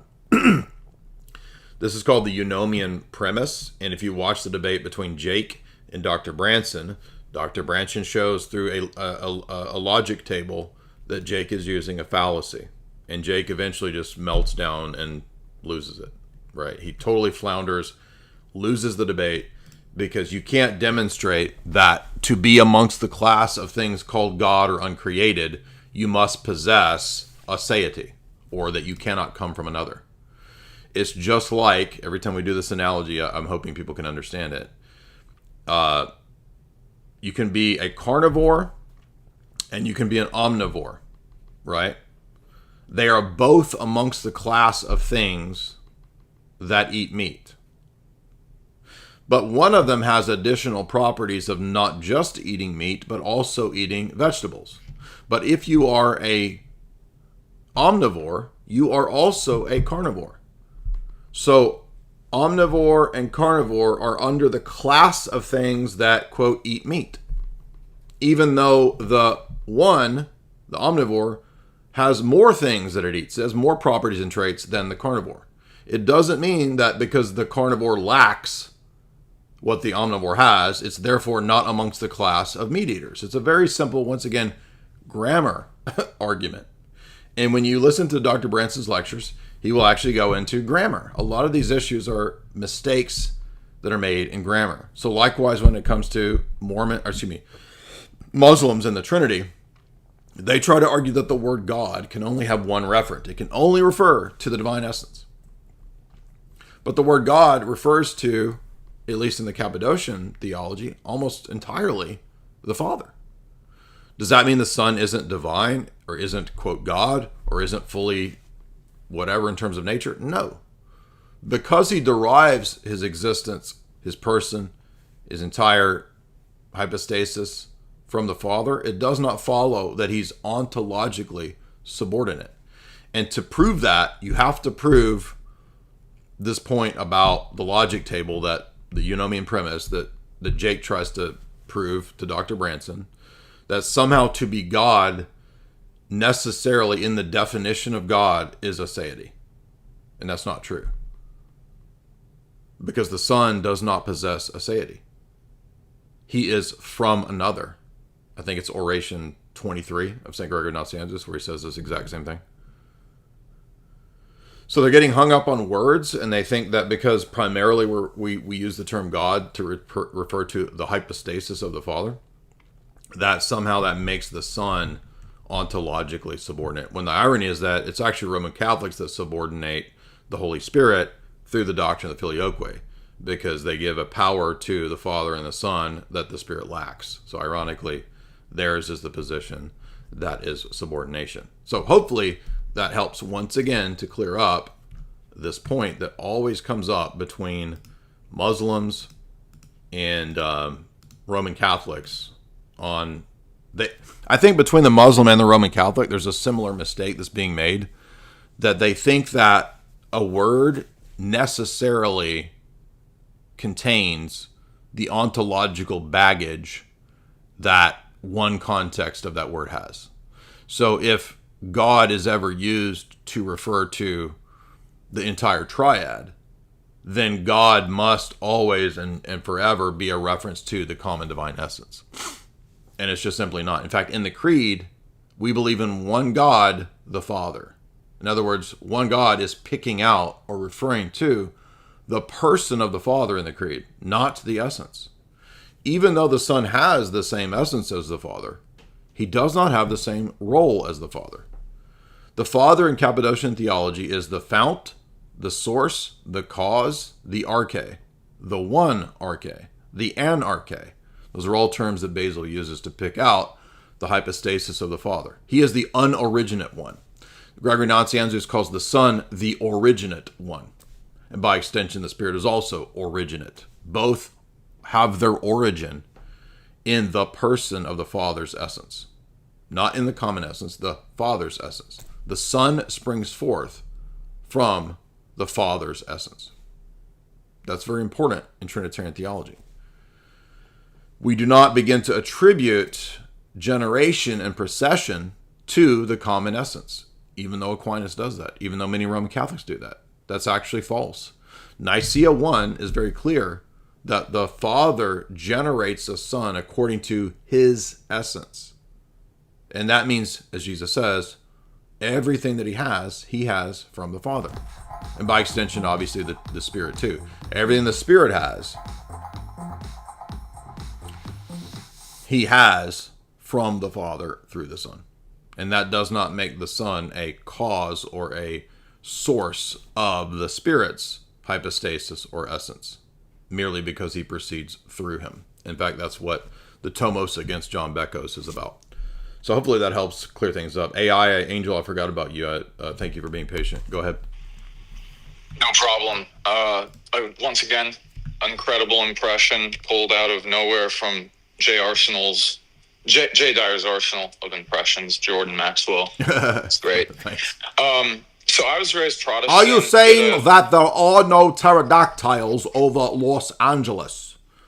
I was going to ask if... I actually saw, before I passed away, I saw a pterodactyl flying over my house in Los Angeles. Go ahead. I was going to ask if you could explain the hypostasis or something. Right. This is unnecessary. I was raised Protestant, did a dispensationalism detox over the past few years, came to be a pretty comprehensive critic of that system, and now I'm an Orthodox inquirer, and I just want to say thanks for everything you do. So, oddball question.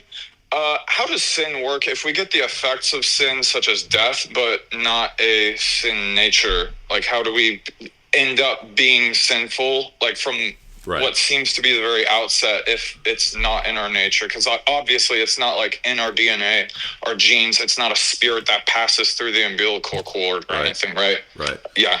No, so the way we would say that the effects of Adam's sin pass on to all of his descendants, but not the personal guilt. So for us, guilt or sin is always a specific action, right? James says that desire, when it is consented to, it gives birth to sin. So the desires themselves, the passions themselves, are not even sin. Sin is literally just the concession of the will or the acquiescence of the will to an action that's against God's law or the Ten Commandments, the moral law, etc. That's what a sin is. And so what we get from Adam is a nature that is out of whack. It is mortal. It is liable to fluctuation and failing and deviation. But it's not itself evil. There's no such thing as an evil nature, because everything that has nature or has being or has existence is something that God created, right? And when God created, he said it is good. So there could never be such a thing as an evil nature or an evil essence or evil being. And that's why evil is always a privation. And in this case, moral evil is an action of the will against the good. So that's in every case what evil is. Even your sin, you don't have Adam's sin in terms of guilt or in terms of personal actual sin. You have the effects of Adam's sin that by the time you become, of the age of consent or whatever, and I don't mean that in the sexual sense. I mean the age of consent in terms of when you become a person who's guilty of moral reasoning and then violating that moral reasoning. It can be different for different people. Excellent. So that's when it becomes a sin. The damaged human nature in tandem with the fallen world around us facilitate the conditions for us to choose to use our free will in a sinful way.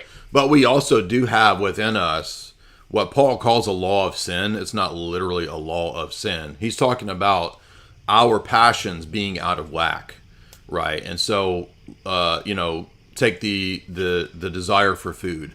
The desire for food is a blameless passion. There's nothing wrong with it. God put that in us, and even after the fall, it's a good thing so that we sustain our life, our body.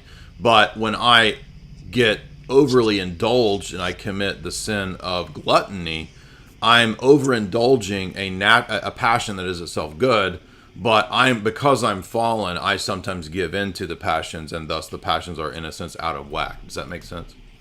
Yeah, and obviously this is an anthropological thing that has to do with Christology too, which is why I started looking so critically at the notion of sin nature. And everything you talk about referencing Saint Maximus is an amazing system of logic gates that reinforce. And in a way, I kind of think of it as a Rupert's drop.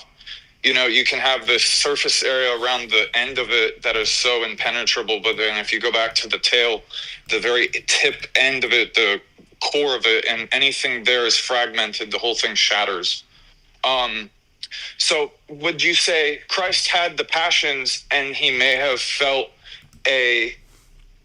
would he have experienced the inward, No, this is actually a great question. Passions? In fact, I'm glad you brought this up because it's Ad Thalassium. I think it's either 23 or 25. But if you have the little blue St. Vladimir Seminary book of Maximus, there's a really important section in there on this question. And we believe that Jesus did not have the blameful passions. So he did not contract anything to do with ancestral or original sin from Adam, because he's born of the Virgin and he's born of the Holy Spirit. So he's the new Adam. But he willfully took on the blameless passions and mortality in order to save our human nature. So this is a great point. And this is why Maximus makes a distinction between the blameful passions and the blameless passions. So Christ had the latter and not the former. Blameless passions. Okay, that's so that would be like Christ got tired, Christ hungered, he got thirsty, he in the garden he desired not to die, right? Let this cup pass from me, yet not my will, but thy will be done. St. Maximus says that is him submitting his natural desire to not die, which is a good and healthy thing. It's a blameless passion. But Jesus did not have lust or gluttony or anything like that.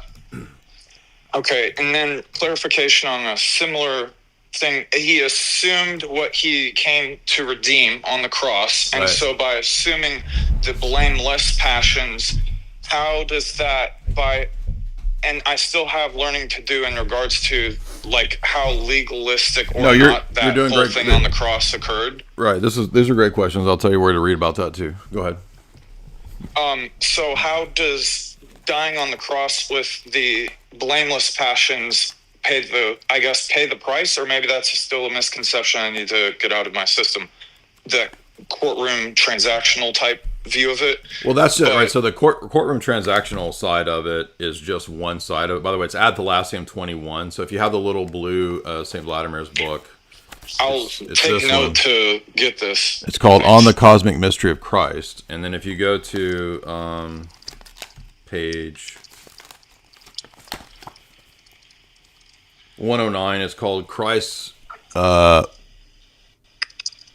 Conquest of the Human Passions, Ad Thalassium 21. If you have Ad Thalassium, and you can also just look up paragraph 21. But so this whole chapter is about Christ conquering the blameless passions, such as the desire for food, the desire for sleep, etc. Saint Cyril says that when Christ was resurrected, he transcended even the blameless passions. And so the human nature that he assumed, it didn't even require food, it didn't require sleep, it didn't require water anymore. But he willed to take on those things in his incarnation to heal the totality of our nature. So by partaking in his deified human nature, his perfected and healed human nature, it becomes the medicine for our fallen human nature. And that's, in turn, what deifies us. So in regard to what's happening on the cross, if you read John Damascus's book on the Orthodox Faith, book 3, and it's the last 4 or 5 paragraphs, he does probably one of the best expositions of what exactly is happening on the cross. And separate from that, I would get the Pomazansky book, Orthodox Dogmatic Theology. And I thank you for your question, because in the Pomazansky book, there's the chapter. I have 2 copies. Let me see. I don't have a copy here. It's at the other place. But there's a chapter on the deacon Satyricos and the controversy, or the section. It's not a whole chapter, but it's the controversy over what happened in the offering of Christ. And it will discuss this controversy as that's very good for refuting kind of the Protestant idea of PSA from the Orthodox perspective. And for us, the liturgy refutes it. Not just the liturgy. The liturgy reflects what's in the scriptures, but it deals with the question of what's being offered in the Eucharistic offering. Is the offering of the person of the Son to the Father, which would be kind of an Anselmian position, an Anselm's atonement theory, or is the person of the Son offering the human nature in a fully triadic way to the Father in the Spirit? And of course, the answer is that it's the latter. The Son, as the divine person of the Word, the second person of the Trinity, is offering the deified human nature to the Father in the Spirit. So it's a triadic action, and it is not just an action of one person to another in the Trinity, nor is it just the Son paying a debt to the Father, because this council, this Byzantine Synod, also reaffirms that there's no creature that could pay God. God owns the cattle on 1,000 hills. How could a created thing pay off God? And that right there destroys the whole PSA, Protestant imputational theory. The infinite God can't be paid off by a human nature. So it is an action of love when the Son offers his humanity to the Father in the Spirit. Let's see. We'll try to move on here. Layman.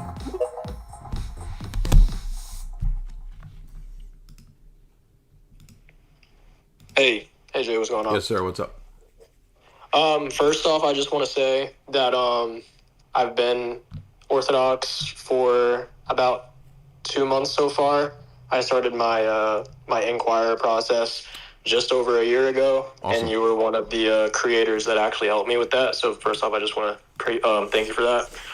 And then the second thing that I was going to ask is a question about apologetics in regards to the Council of Florence. So from what I understand, from like reading into the council, because I'm getting into sort of like Catholic apologetics and trying to understand their position, is they like to utilize St. Maximus the Confessor's letter to Marinus as sort of like oh look, there's an Eastern Father that supports our view of the Filioque. So hold on. before we go any further, Maximus is not supporting their view of the Filioque. First of all, because Maximus says, why don't we grant them the benefit of the doubt, because they might mean economia. As this doctrine gets formulated in the West of the Council of Lyons, they dogmatically state, no, it does not mean economia. It actually means, as Augustine says in On the Trinity, double eternal hypostatic procession and origin. Right. So the letter to Marinus really isn't even relevant anymore, because the debate progresses after Maximus to be a dogmatized Filioque position. But in terms of Florence, if I recall, didn't the Latins at Florence not even want to use the letter to Marinus? From what I've read, I came to figure out that there were some Latin delegates. There's a couple of names. So the first one is Cardinal Julian Cesarini, and then there is a theologian called John of Torquemada, and they explicitly invoked Maximus Confessor's letter to sort of argue their position. And their position was that Maximus said that from the that the Latins were not heretical if, when they say from the Son, they mean through the Son, which is what the Latins argued as proof that the but that's not referring to double eternal hypostatic procession, which is what the Council of Lyons and Florence define. And that's why the Orthodox response to that argument is the Tomos against John Bekos, because that's what the whole issue is with Bekos. Okay. Have you read that yet? No, actually, no. What I was going to ask you is sort of like if there were any sort of like apologetics books or like church fathers that I can read up on to further support. Yes. So this is actually from the book that I highly recommend, Crisis in Byzantium, by Papadakis, and it's about the not just Blackernay, but also the theology of Gregory of Cyprus. And there's a section in there that's called the Tomos. It's a famous document called the Tomos against John Bekos. Bekos was a Latinizer who wanted to make this argument, and the Byzantine response is to reject it, because it's not a question of whether you can use the term through the Son. It's a question of do Lyons and Florence go beyond that and say that the Son is also a co-cause with the Father? And the answer is, of course, yes. So the Byzantine Church said, no, we reject this line of argument from John Bekos. Right. Yeah, I appreciate that, man. Yeah, I just wanted to sort of like get more like clarification on that. This book right here is highly, highly necessary for this debate. Crisis in Byzantium by Papadakis is a very important book. And this section that you can read online, the Tomos against John Bekos, I'm pretty sure it's just a chapter from this book. Okay, I appreciate that. The second thing I was going to say is when they say, oh, well, like most of the Eastern bishops were at Florence and they signed it, and there was only one, and that was St. Mark of Ephesus. Like, they sort of use that as like a majority. And but that's it's not so what? First of all, it's not all of them. Yeah, so let me just list this argument's been coming up lately. Oh, you agreed with the Council of Florence, and you're held to it. No, we're not. Like, that's your made-up standard, right? And I would say there's several necessary conditions. There could be more. But first of all, it has to, for a council to be binding and infallible, it has to be true. Number one. If it's false, right, it's not binding. Number two, the entire oikoumenion has to be represented, and so there's a lot of robber councils in which it's not like, for example, the Council of Herrera, which is the iconoclast. Number three, the bishops have to universally agree, because that's the kataholos. So the representative of Alexandria was St. Mark of Ephesus. He didn't agree, so it's not universal.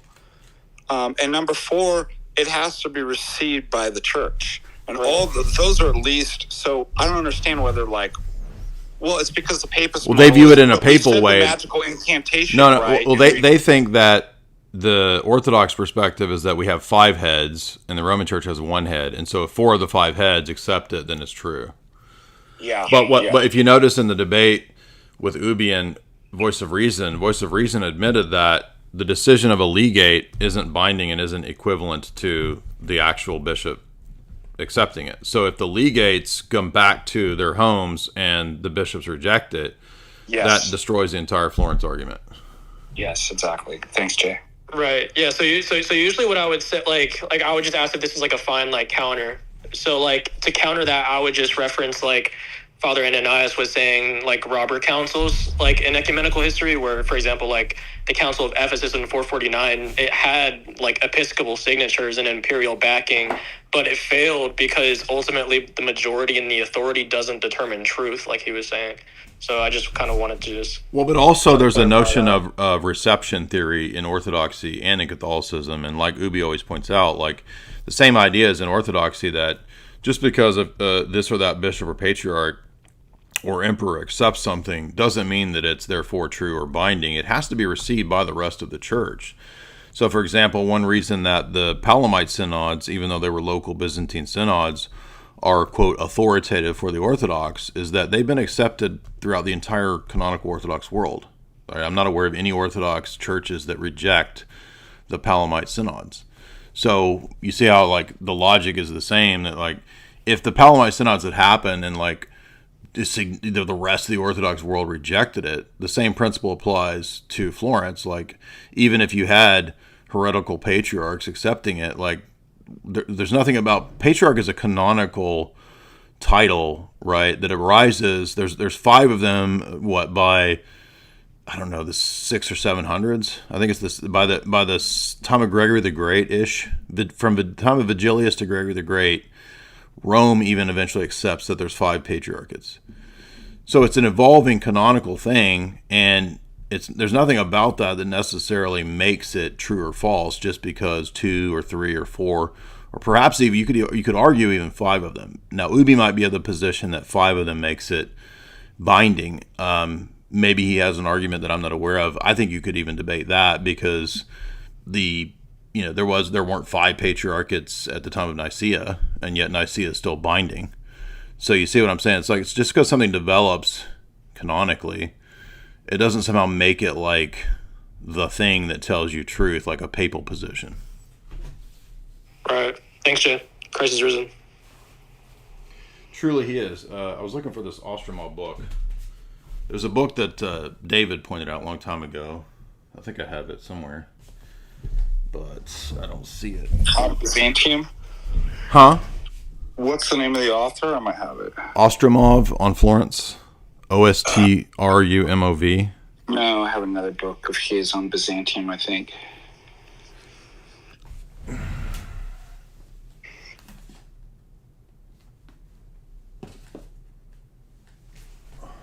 Yeah, that's a great point. Why would the number guarantee the truth? Shouldn't it be the other way around? The truth guarantees and is manifest through the number. Well, I think a lot of Roman Catholics, they actually think that we have 5 heads and they just have 1. And so somehow, I guess, if there's 3 or 4 out of the 5, but again, like, it was just the legates, and then when the legates went back, it was rejected. So there goes that argument. I think they just are really desperate, grasping at any kind of argument. You know what I mean? Luca. I know I have the Ostromov book here somewhere. What's up, man? Gotta unmute Luca.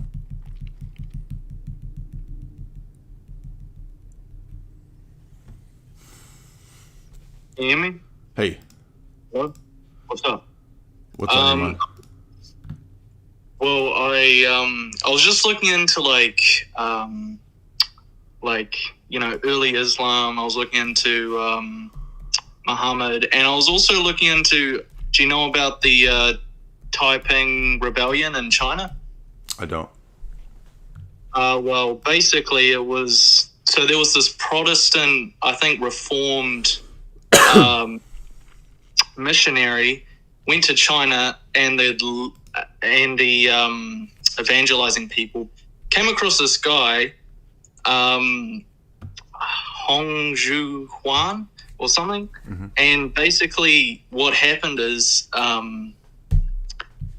this Chinese dude who led the rebellion, he experienced visions and stuff before he was converted to Christianity and or to Protestantism. And he basically, I was thinking, this is like the perfect... I haven't really explained it enough. Basically what happened is he experienced insane visions, supposedly, and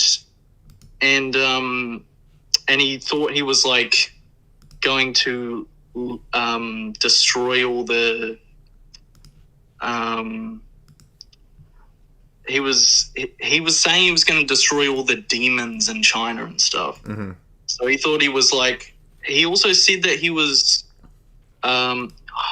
I can't discuss this properly. He was saying he was... Yeah, I was reading about it. So are you saying that, like, he believed that through these visions that he was ordained to, like, convert China out of, you know, paganism into Protestantism, and that this would disprove, like, the Roman Catholic reliance on visions? Yeah, and he had the visions before he even read any Christian stuff. So so before he had even talked to any of the missionaries, he already had these visions, and then he got a hold of like some of the gospel and stuff like this, and he then thought he was like the mystical descendant of the Father and all this insane stuff, and he led a rebellion in like the 1860s, and he like the war killed like 60 million Chinese people, and this was like some American what was he, the guy who evangelized him? He was like some American he was an American missionary of Protestantism, but I forgot which. Okay, well, what's this guy's name? One more time, we'll look him up. Hong Zhu. I'll spell it out. HONG XIU QUAN. Hong Zhu Huan. It's insane. Okay, yeah, well, check that out. This is really cool, yeah. I appreciate that. So, the Heavenly King, Chinese revolutionary religious leader. He was ordained, I guess he thought, to be... Okay, well, he's actually crazy. In the visions, he saw himself as the brother to Jesus Christ. And that he would make a fusion between Confucianism and Christianity. Interesting. So, yeah, definitely, unfortunately, a delusion. What's up, Alistair?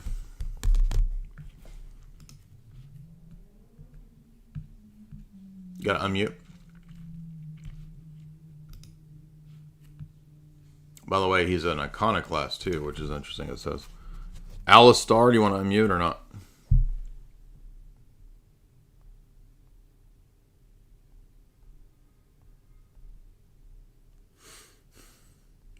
H, what's up, man? H, you gotta unmute.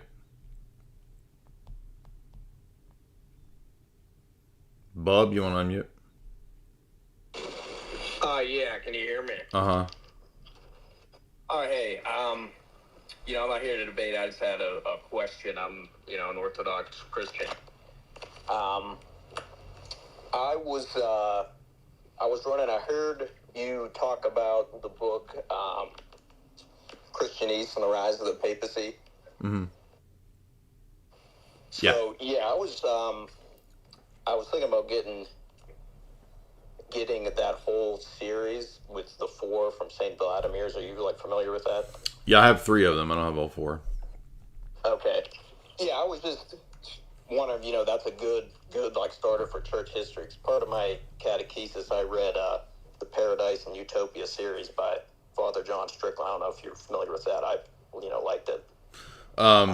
I have not read that, but I think that it would be probably the best in terms of church history from the Orthodox perspective, that series. So yeah, definitely think it's really good. I haven't read them all, but I've read most of the Papadakis Meyendorff one, and then sections of the Andrew Louth one. So I would recommend it. Adam, what's up, man?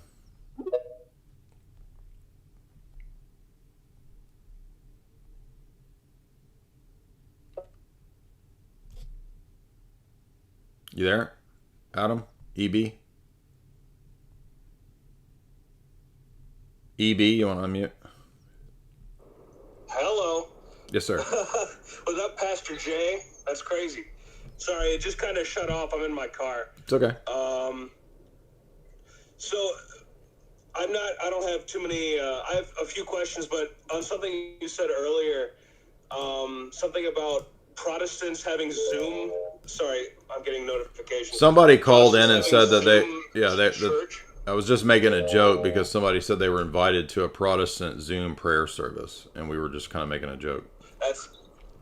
That's crazy. Yeah, I've seen videos of like people in VR chat having like Bible study, like with their like furry avatars and everything. Was crazy. I mean, I think it's like these Father. Videos have like. Go ahead. These videos have like 17 views. It's crazy.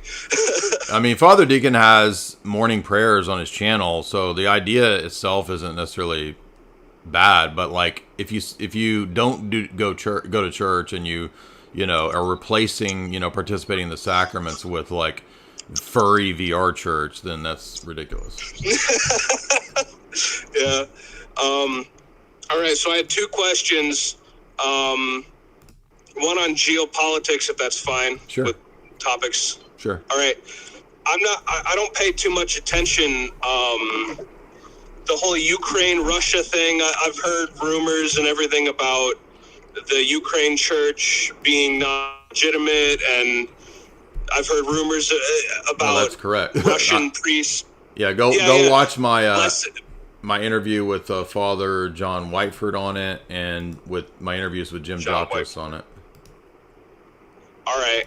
Yeah, but like, what's the take on the whole war in general? Like, my take is both sides are bad. I just don't know enough about it.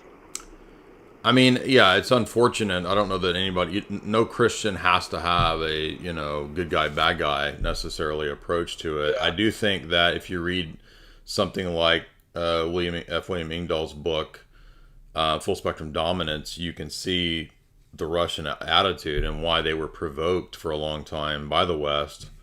And, definitely NATO, definitely the CIA, the State Department, they want to divide the church. They want to go in and have Bobos.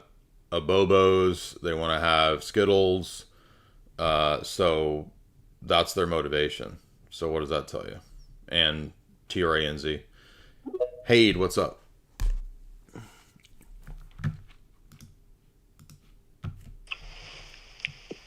Hey, Jay. Yes, sir. All right. So, you understand you abandoned a tradition that was here for 16 centuries? I don't know what you're talking about. The calendar. Okay. And you use a papal calendar. Uh-huh. So this guy again. So this is the guy who just came into the church, and now he's a zealot, old calendar zealot, and just makes new profiles every time I do an open stream, even though we've already had this conversation. Matthew, what's up, man?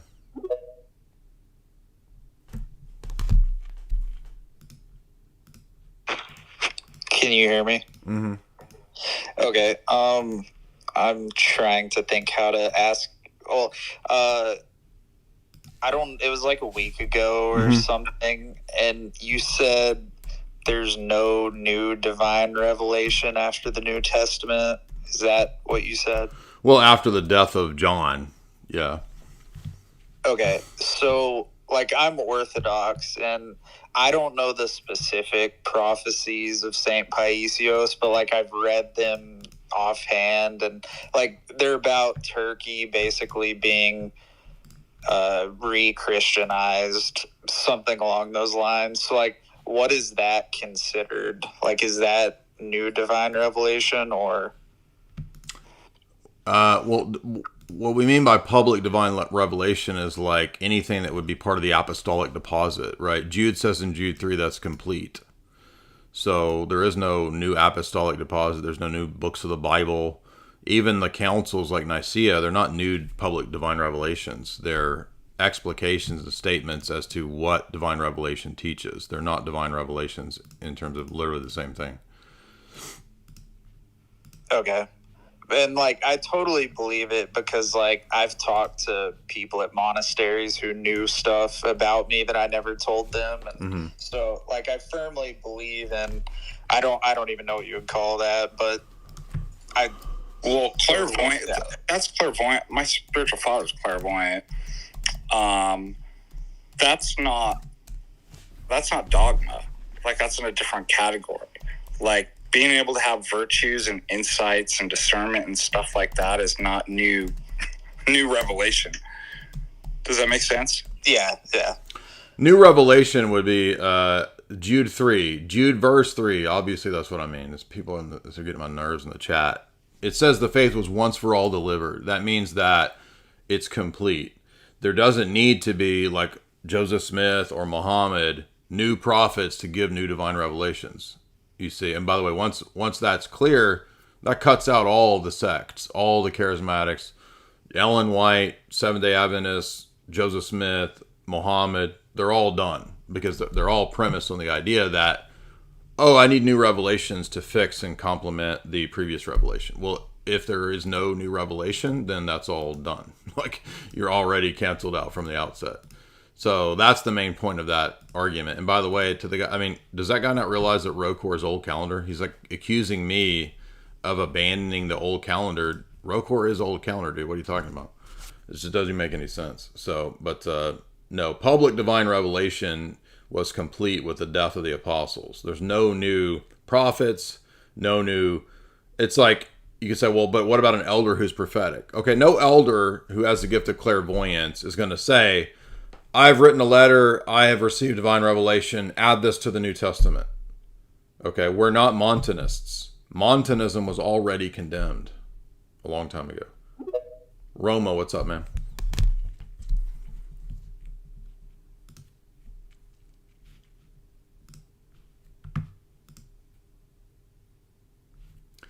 Blank nobody, you can call in or you can... Hey, Jay. Yeah, can what's you up? hear me? Uh-huh.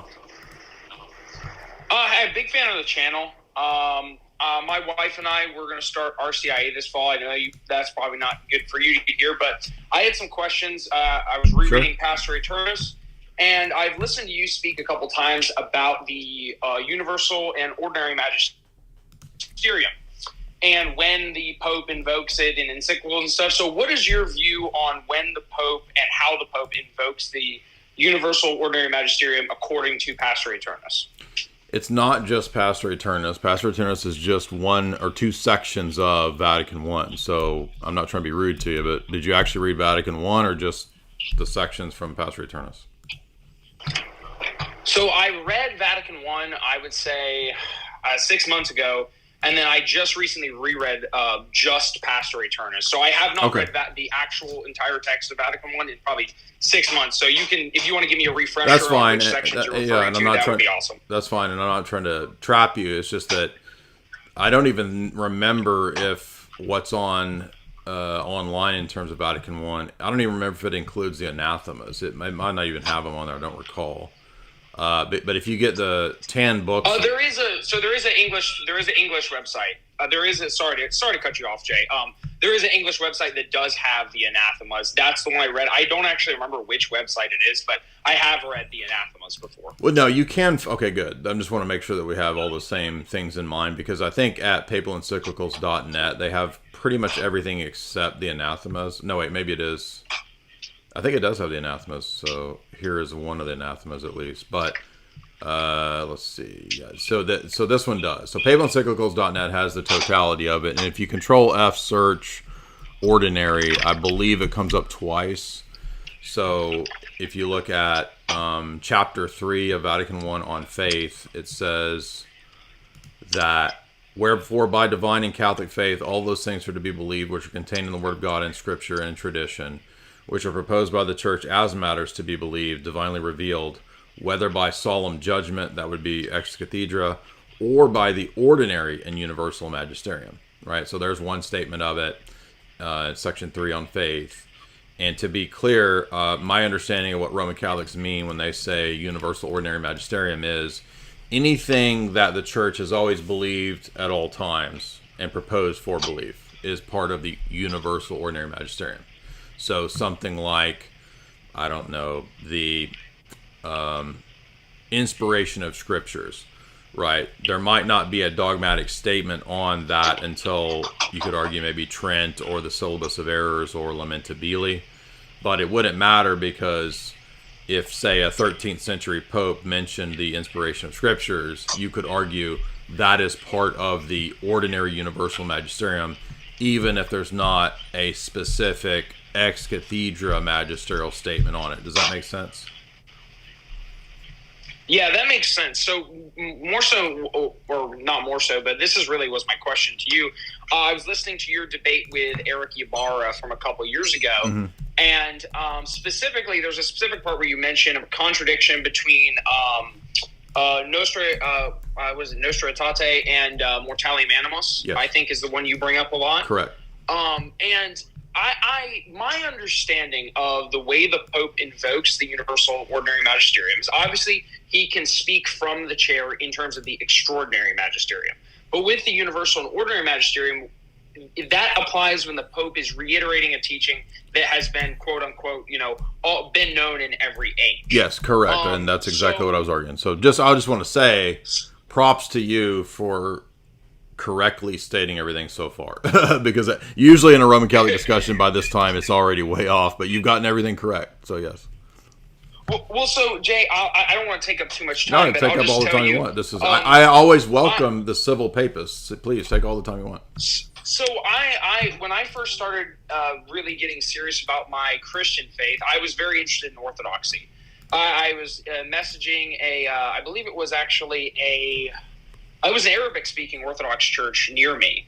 And I couldn't work up the courage to go to liturgy because I was only like 16 and I didn't know anyone there. So then I started researching Orthodoxy and Catholicism, and probably in the last year or so, I've come around to Catholic positions on things, and I still really enjoy listening to people like you, several other good Orthodox apologists or priests.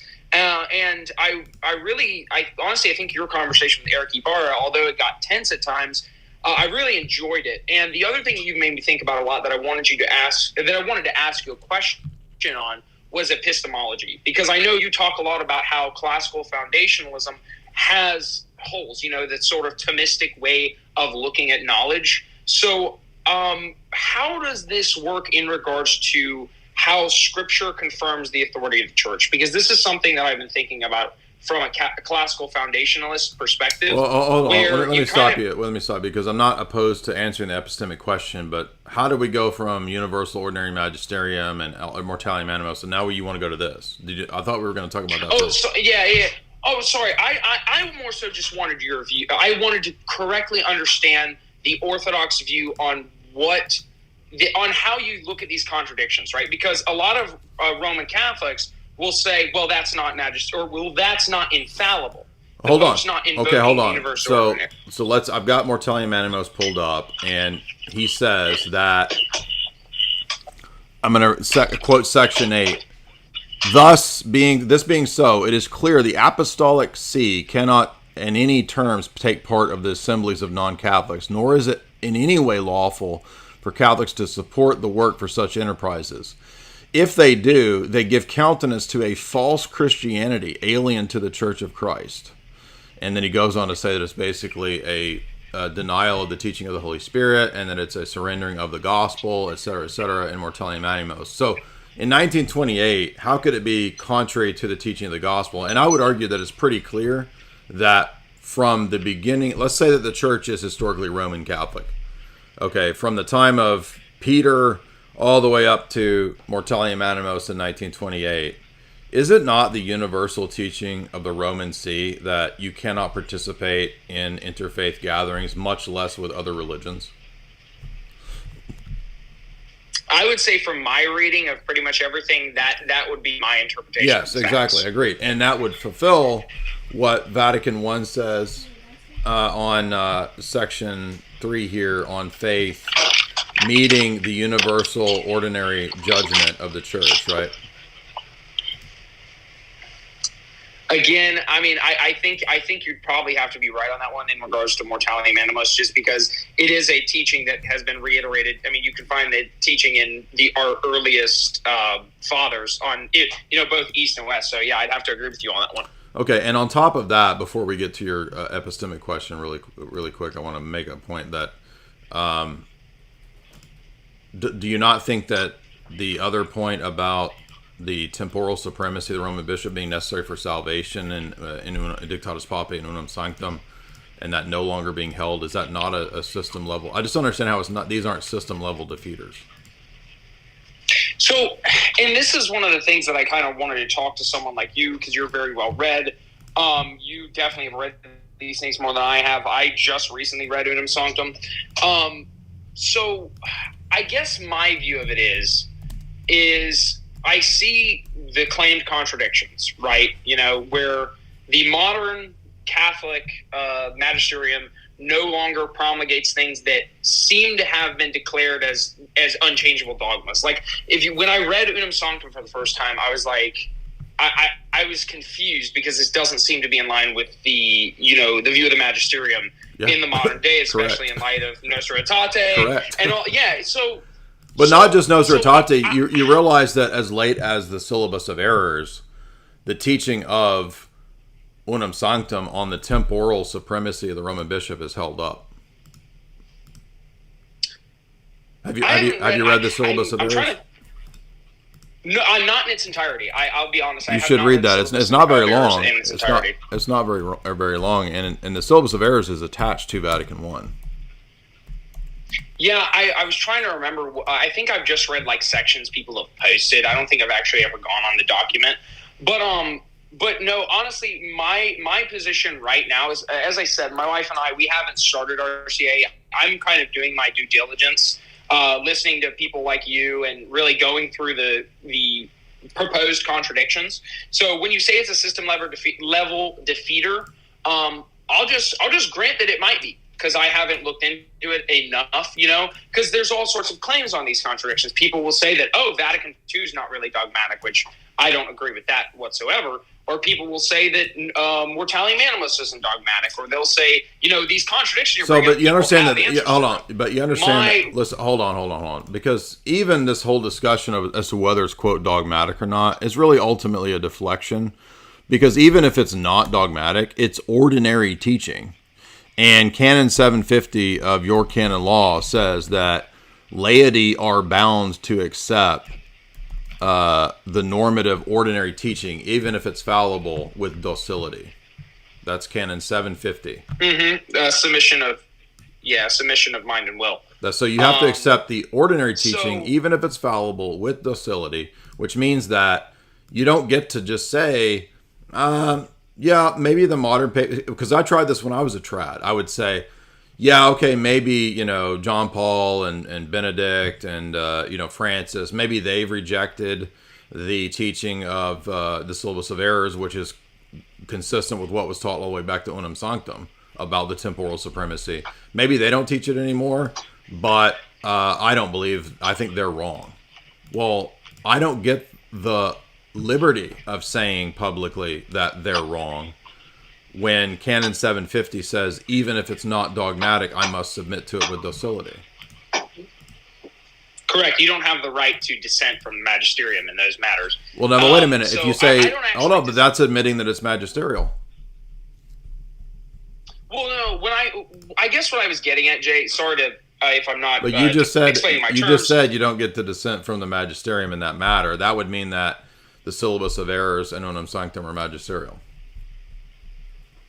Aren't they? I mean, I don't know if that would be disputed, would it? Well, you were saying that a minute ago. Many Catholics argue that they're not magisterial and not binding and not authoritative. Yes, many Catholics do. So I guess, Jay, what I'm getting at is I don't know I haven't looked into all these sort of, I guess, responses to contradictions that you bring up.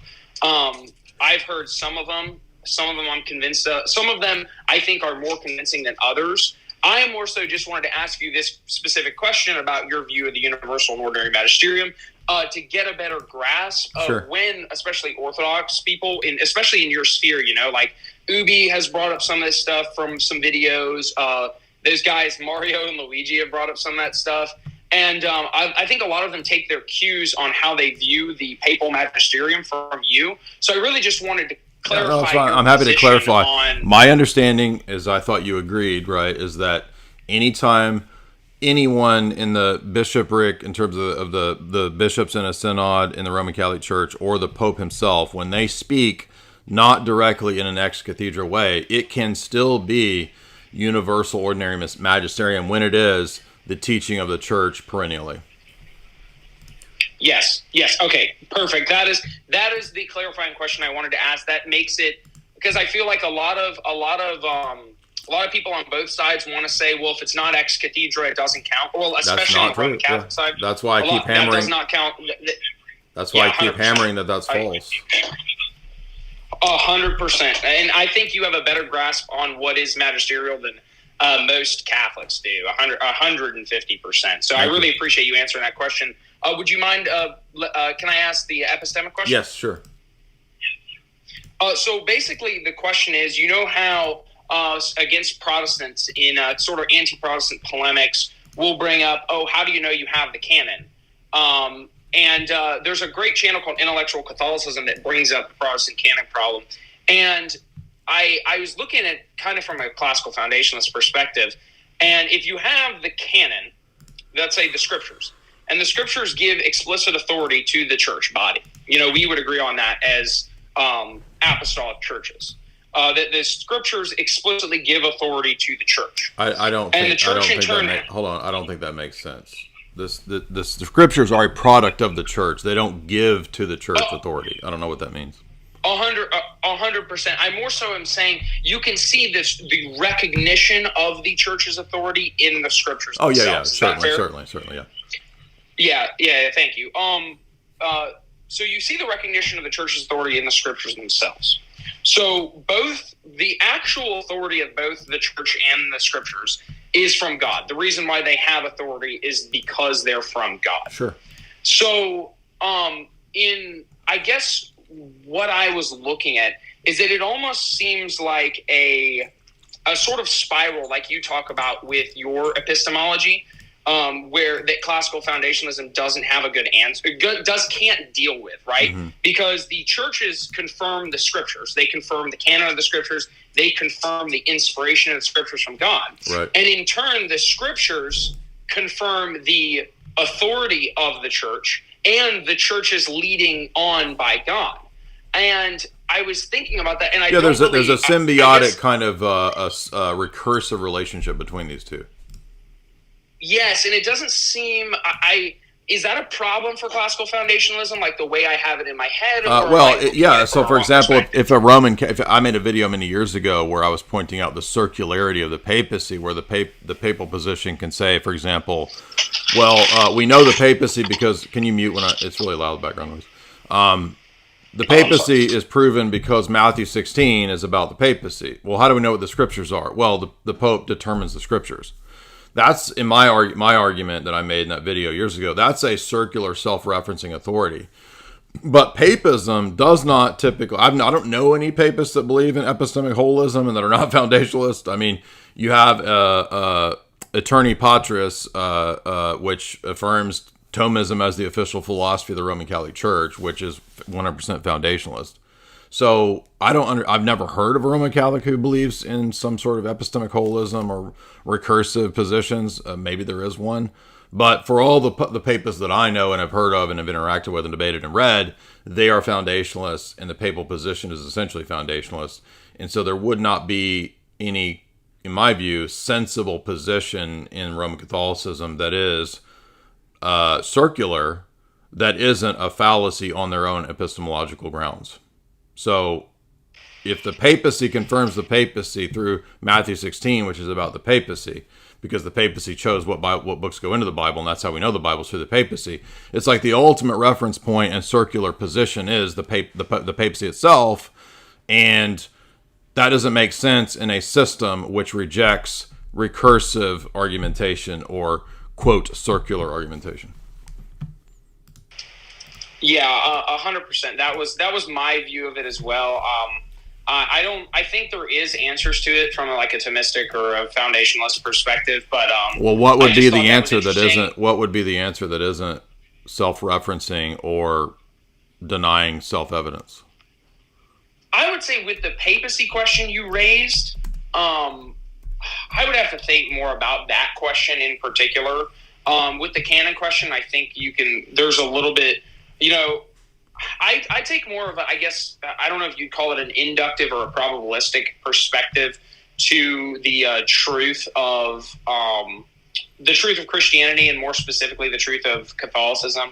So I take kind of an inductive route of, okay, there's these evidences, which includes miracles, it includes historical evidences, it includes, all the classical all of those bad, you mean all those bad arguments that we've addressed a million times? Oh yeah, no. I'm not saying. Don't get me wrong. A lot of these things, like I watched your video on how miracles do not prove. Are you the guy that I was debating with that whole time? Oh no, sir. No, Okay. sir. This is my first call in. That's This fine. is my first. I tried to get in on the very end of the one. I think it was yesterday. Okay. And That's you fine. guys Well, got to look, your destination, but I'm not trying to be rude. I don't mean to cut you off, but I think you and I's conversation will go very long, and that's good. I welcome that. But I am going to have to end it pretty soon because my wife and I have already scheduled a stream that we're about to do. So, Roma, I want you to call back in for sure next time you have time. And we do these streams all the time. I want to say thank you to Father Deacon Ananias. Go to his channel. Go support his work by getting access to his courses. And for those that are curious, what I just referenced was Leo XIII's encyclical about Thomas Aquinas and Thomism being the official philosophy of the Roman Catholic Church. It's called Aeterni Patris by Leo XIII, not to be confused with Pastor Aeternus about Vatican I. So that's a separate document. But here is Leo XIII's encyclical saying that Thomism is the official philosophy. I'm well aware that that doesn't mean that you can't have within Catholicism different schools. I know there's Scotus. I know that there's different... I know that. I'm just saying that according to Leo, the official, quote, philosophy is Thomism. And that to me would be a pretty good indicator that for the most part, 99% of the time, even with Scotism, right? Scotus is still like an evidentialist and still a classical foundationalist in terms of how he would cash out his epistemology. I'm aware that he existed before the time of what's called, quote, foundationalism. That's a post-Kantian, post-Enlightenment post-Descartes Enlightenment development in terms of epistemology. I'm well aware of that. But we can still say that the basic attitude that somebody like Aristotle has or somebody like Aquinas has is a form of foundationalism. I don't think that's very controversial. I mean, both of them believe in the self-evident axioms, etc. So that's usually what I'm critiquing, and that doesn't mean that we disagree with evidences. I got to read these super chats, and I want to remind you guys too to head on over to the supporter of the show, which is thegreatchalk.com. Use the promo code JAY40 to get 40% off all these great chalk products, including the performance stack that has to do with working out. This is not a PP pill. Father Deacon, thank you for joining us today. Hey, thanks for having me. I got to head out too. All right. So God bless all of you guys. Christ is risen. Truly is and risen. Great topics and great people coming on today. Absolutely. Yeah, we had a lot of really good chats today. No weirdos or crazy people, which is a good one. Just like the other day, we had a very civil Roman Catholic discussion day. Everybody that called in was super cool, so that's always much more flexible and acceptable when everybody's being cool. Jamie and I, however, remember, use promo code JAY40 to get 40% off of your great chalk products right there at chalk.com, CHOQ.com. The link is in the show description. You can also pre-order my book. You can also order my philosophy course, 12 lectures on the totality of the history of Western philosophy, packed into very concise 2-3 hour lectures for each of those, including Father Deacon Dr. Ananias for epistemology, and including Father Vladimir on aesthetics. You can get that philosophy course in the show description. Hush Tone says, When I was into psychedelics, I talked to entities I was perceiving, that I was always perceiving. They told me that I was super smart and I had secret knowledge. Exactly. Yeah, they always want to puff you up. And he said, I think these were demons. I agree with you, Hushtone. Quantum Yakub, would C.S. Lewis' concept of the Tao be a perennialist one? I don't actually know. Really good question. I'd have to read more on what C.S. Lewis thought about the Tao. I'm not sure. But I think everybody usually points to Christ, the eternal Tao, to see, the similarities from the Orthodox view. Taint Enough and $10. Do you think Orientals are good evidence against Catholicism, since the arguments by both sides were absent Vatican I's idea of Roman supremacy and infallibility? I think it is an interesting point you can go to. It's like a supporting argument. I don't think that it's going to be very convincing to many Roman Catholics, though. But I do think you're right, Taint Enough, and that, yeah, ultimately that is a pretty good addendum argument. Zelmoxis, 3-month member, what's up? He says, is it a coincidence that this was the year of love and that was Jay's resolution? Then he gets on these big podcasts. I don't think so. This is the year of love. Hey, maybe that did help with getting on the big podcasts. I really struggled with my love on the Whatever podcast. I'll tell you that much. That was really hard. Talk to Smooth, $5. I went to an Orthodox church last month. I came home, cleared out my house, but my girlfriend... I came home to my house being cleared out, and my girlfriend of 5 years left and is already engaged. Well, I think you dodged a bullet then. If you had a woman leave you because you went to Orthodox church, what it sounds like, and she's already with some other dude, I think that you dodged a bullet. So thank God for that. That's a wild super jet. Let's talk God. We already did that one. Irrational became a member. What's up? Jeem covered the debate. I think he means the Ubi debate. We didn't actually get to most of the stuff I wanted to talk about today, which is okay. That's oftentimes what happens. I actually wanted to talk about the Piers Morgan appearance, which I haven't commented on my channel yet. I wanted to talk about the upcoming debate with Tim Gordon on Timcast. I didn't get to that. If I got enough energy, guys, I'll do a stream later tonight after Jamie and I stream. We'll see if I have enough energy. But I didn't get to getting deep into the Ubi debate. But it sounds like a lot of people have already kind of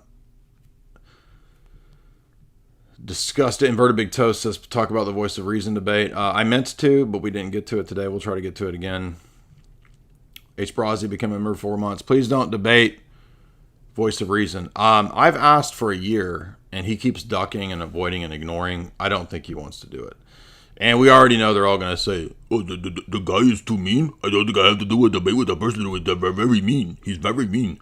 Dan Town, will you have the debate with Alex O'Connor still? So, emailing back and forth with Piers Morgan's producer, there's supposed to be a Cosmic Skeptic debate, right? Cosmic Skeptic won't debate theism with me. The very thing he's known for debating, he says he won't debate me on. Now, I think that's pretty interesting. I mean, he doesn't have to debate, but why would he not debate me on the thing that he's known for debating and the thing that many people associate me with debating, theism? It's not the only thing we debate, but it's one of the things. And so the last message that I sent to Piers' producer was, is Cosmic Skeptic willing to debate any other subjects relative to that? So I tried to word it to see if he'll make it work. I've not yet heard back, but I definitely want to do it. I want to do some kind of debate with him on Piers Morgan. It'll get a lot of views. Luca, how would you respond to Roman Catholic that says, I don't have to listen to the statements from 2015?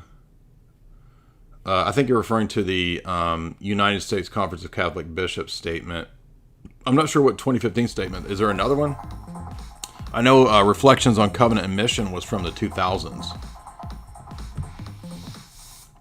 I mean, they can say that they don't have to listen to it, but the problem is that if the papacy says those types of things, then it's still heretical whether or not Francis put any authority behind it. So they keep equivocating on, and moving the goalpost to say that, well, Francis didn't make it binding or authoritative.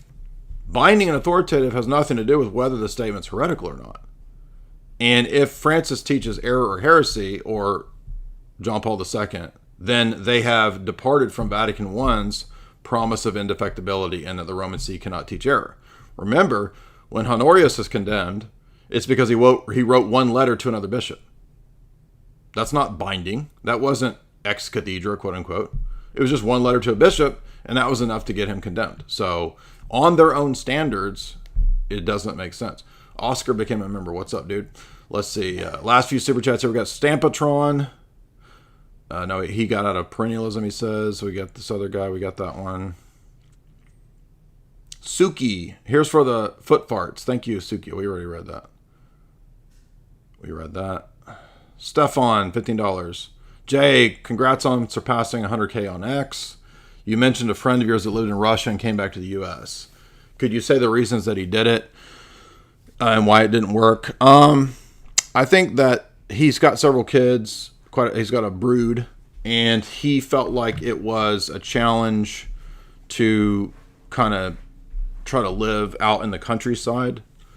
And also the issues with the war. I think, if I recall, the Russian government was asking, people who had come out there that they might need to move back for a while or something like that. But it's a big challenge, I think. France, $1. Guys, remember, we're about to go live over here on Jamie's channel. It'll be a few minutes from now, maybe 4:15. And we're going to have a lot of fun talking about all this alien nonsense with alien eggs going around in the media. We've got more media promotion of aliens and UFOs, which I think is a psyop. So we're going to be talking about all that over on Jamie's channel here in a minute. What about Reddit Orthodox, ex-Orthodox channel? I've never gone to that. I don't know much about it. Can't comment on it. Tennis, $2. Did you see Destiny review your debate? No, I didn't. But I heard that he said that epistemology doesn't matter. And he said, is epistemology even a thing? No, he said, is epistemic justification even a thing? So what does that tell you about Destiny's level of theology? Steve, no, we already read that. We read that. Let's see.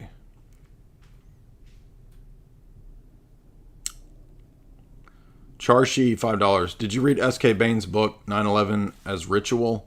I have his book up on the shelf. I don't think I've read all of that one. But I did read, I think William Ramsey had a book on that too a long time ago. I read his. I don't know at all. I think it's a speculation. I don't mind people speculating on it, but I try to stick to like the more demonstrable facts about the Big 9 event that you can prove, like the PNAC documents and that kind of stuff. Jotawan, $20. It's weird to see the rise of online people suddenly worshiping Tiny Mustache Man. I think a lot of this is a psyop. If you read Seraphim Rose, he says not to buy into Tiny Mustache Man's neo-paganism. They're LARPing as if they are soldiers. Tiny Mustache Man needs to go away, just like Big Z. Yeah, I think both positions are a problem. Let's see. Cool Bear could have $10. This Sunday I'll be going to my third Eastern Orthodox liturgy. Everybody at church said you were epic there. The priest of the church looks like you, but he's older. Well, I guess that's a good sign. So he's a hottie. You got a hot priest.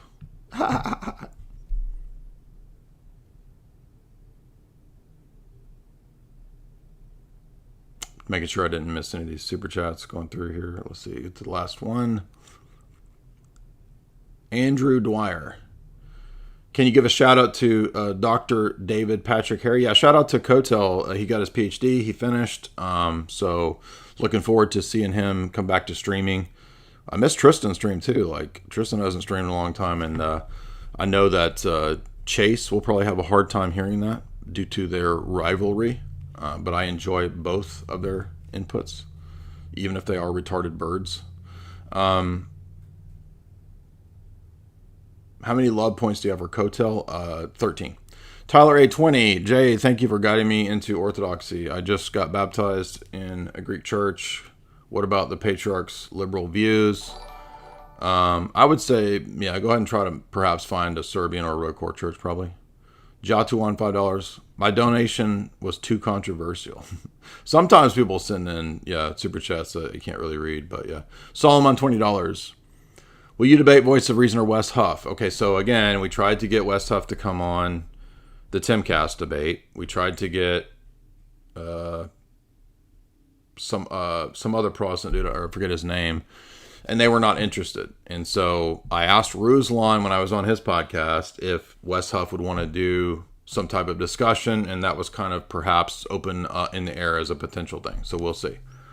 I've asked Voice of Reason, and he never replies, which tells me he doesn't want to do it. Abby Zong, $50. Thank you for the stream. Well, thank you, Abby. I like those fat $50 super chats. Dimitri, $5. Will you ever do a literary analysis of Dante's Divine Comedy? That's actually a good idea. We've done a lot of literary streams. They don't get any views because everybody's a bunch of dum-dums that doesn't read books. But Bob, $3. I'm new to Orthodoxy. I'm Antiochian. The priest's wife gave a homily.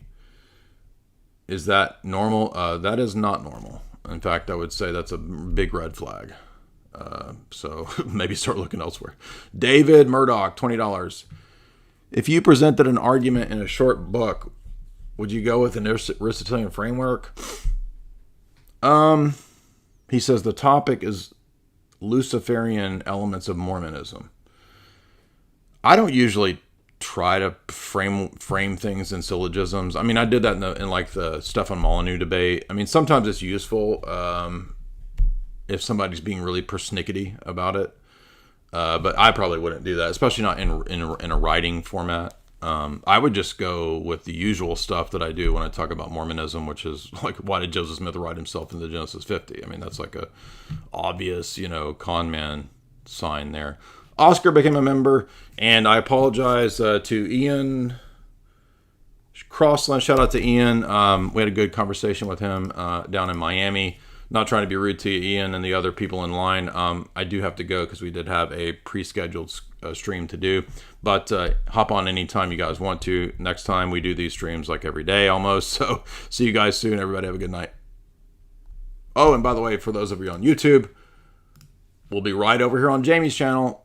You see Jamie put up these 50s mermaid babes here to lure you all over to her channel, because we'll be doing the alien egg lamb stream. This is going to be a lot of fun because they just insist on force feeding us alien bullcrap, no matter how much people don't care. No one cares about alien crap. They just keep pushing it.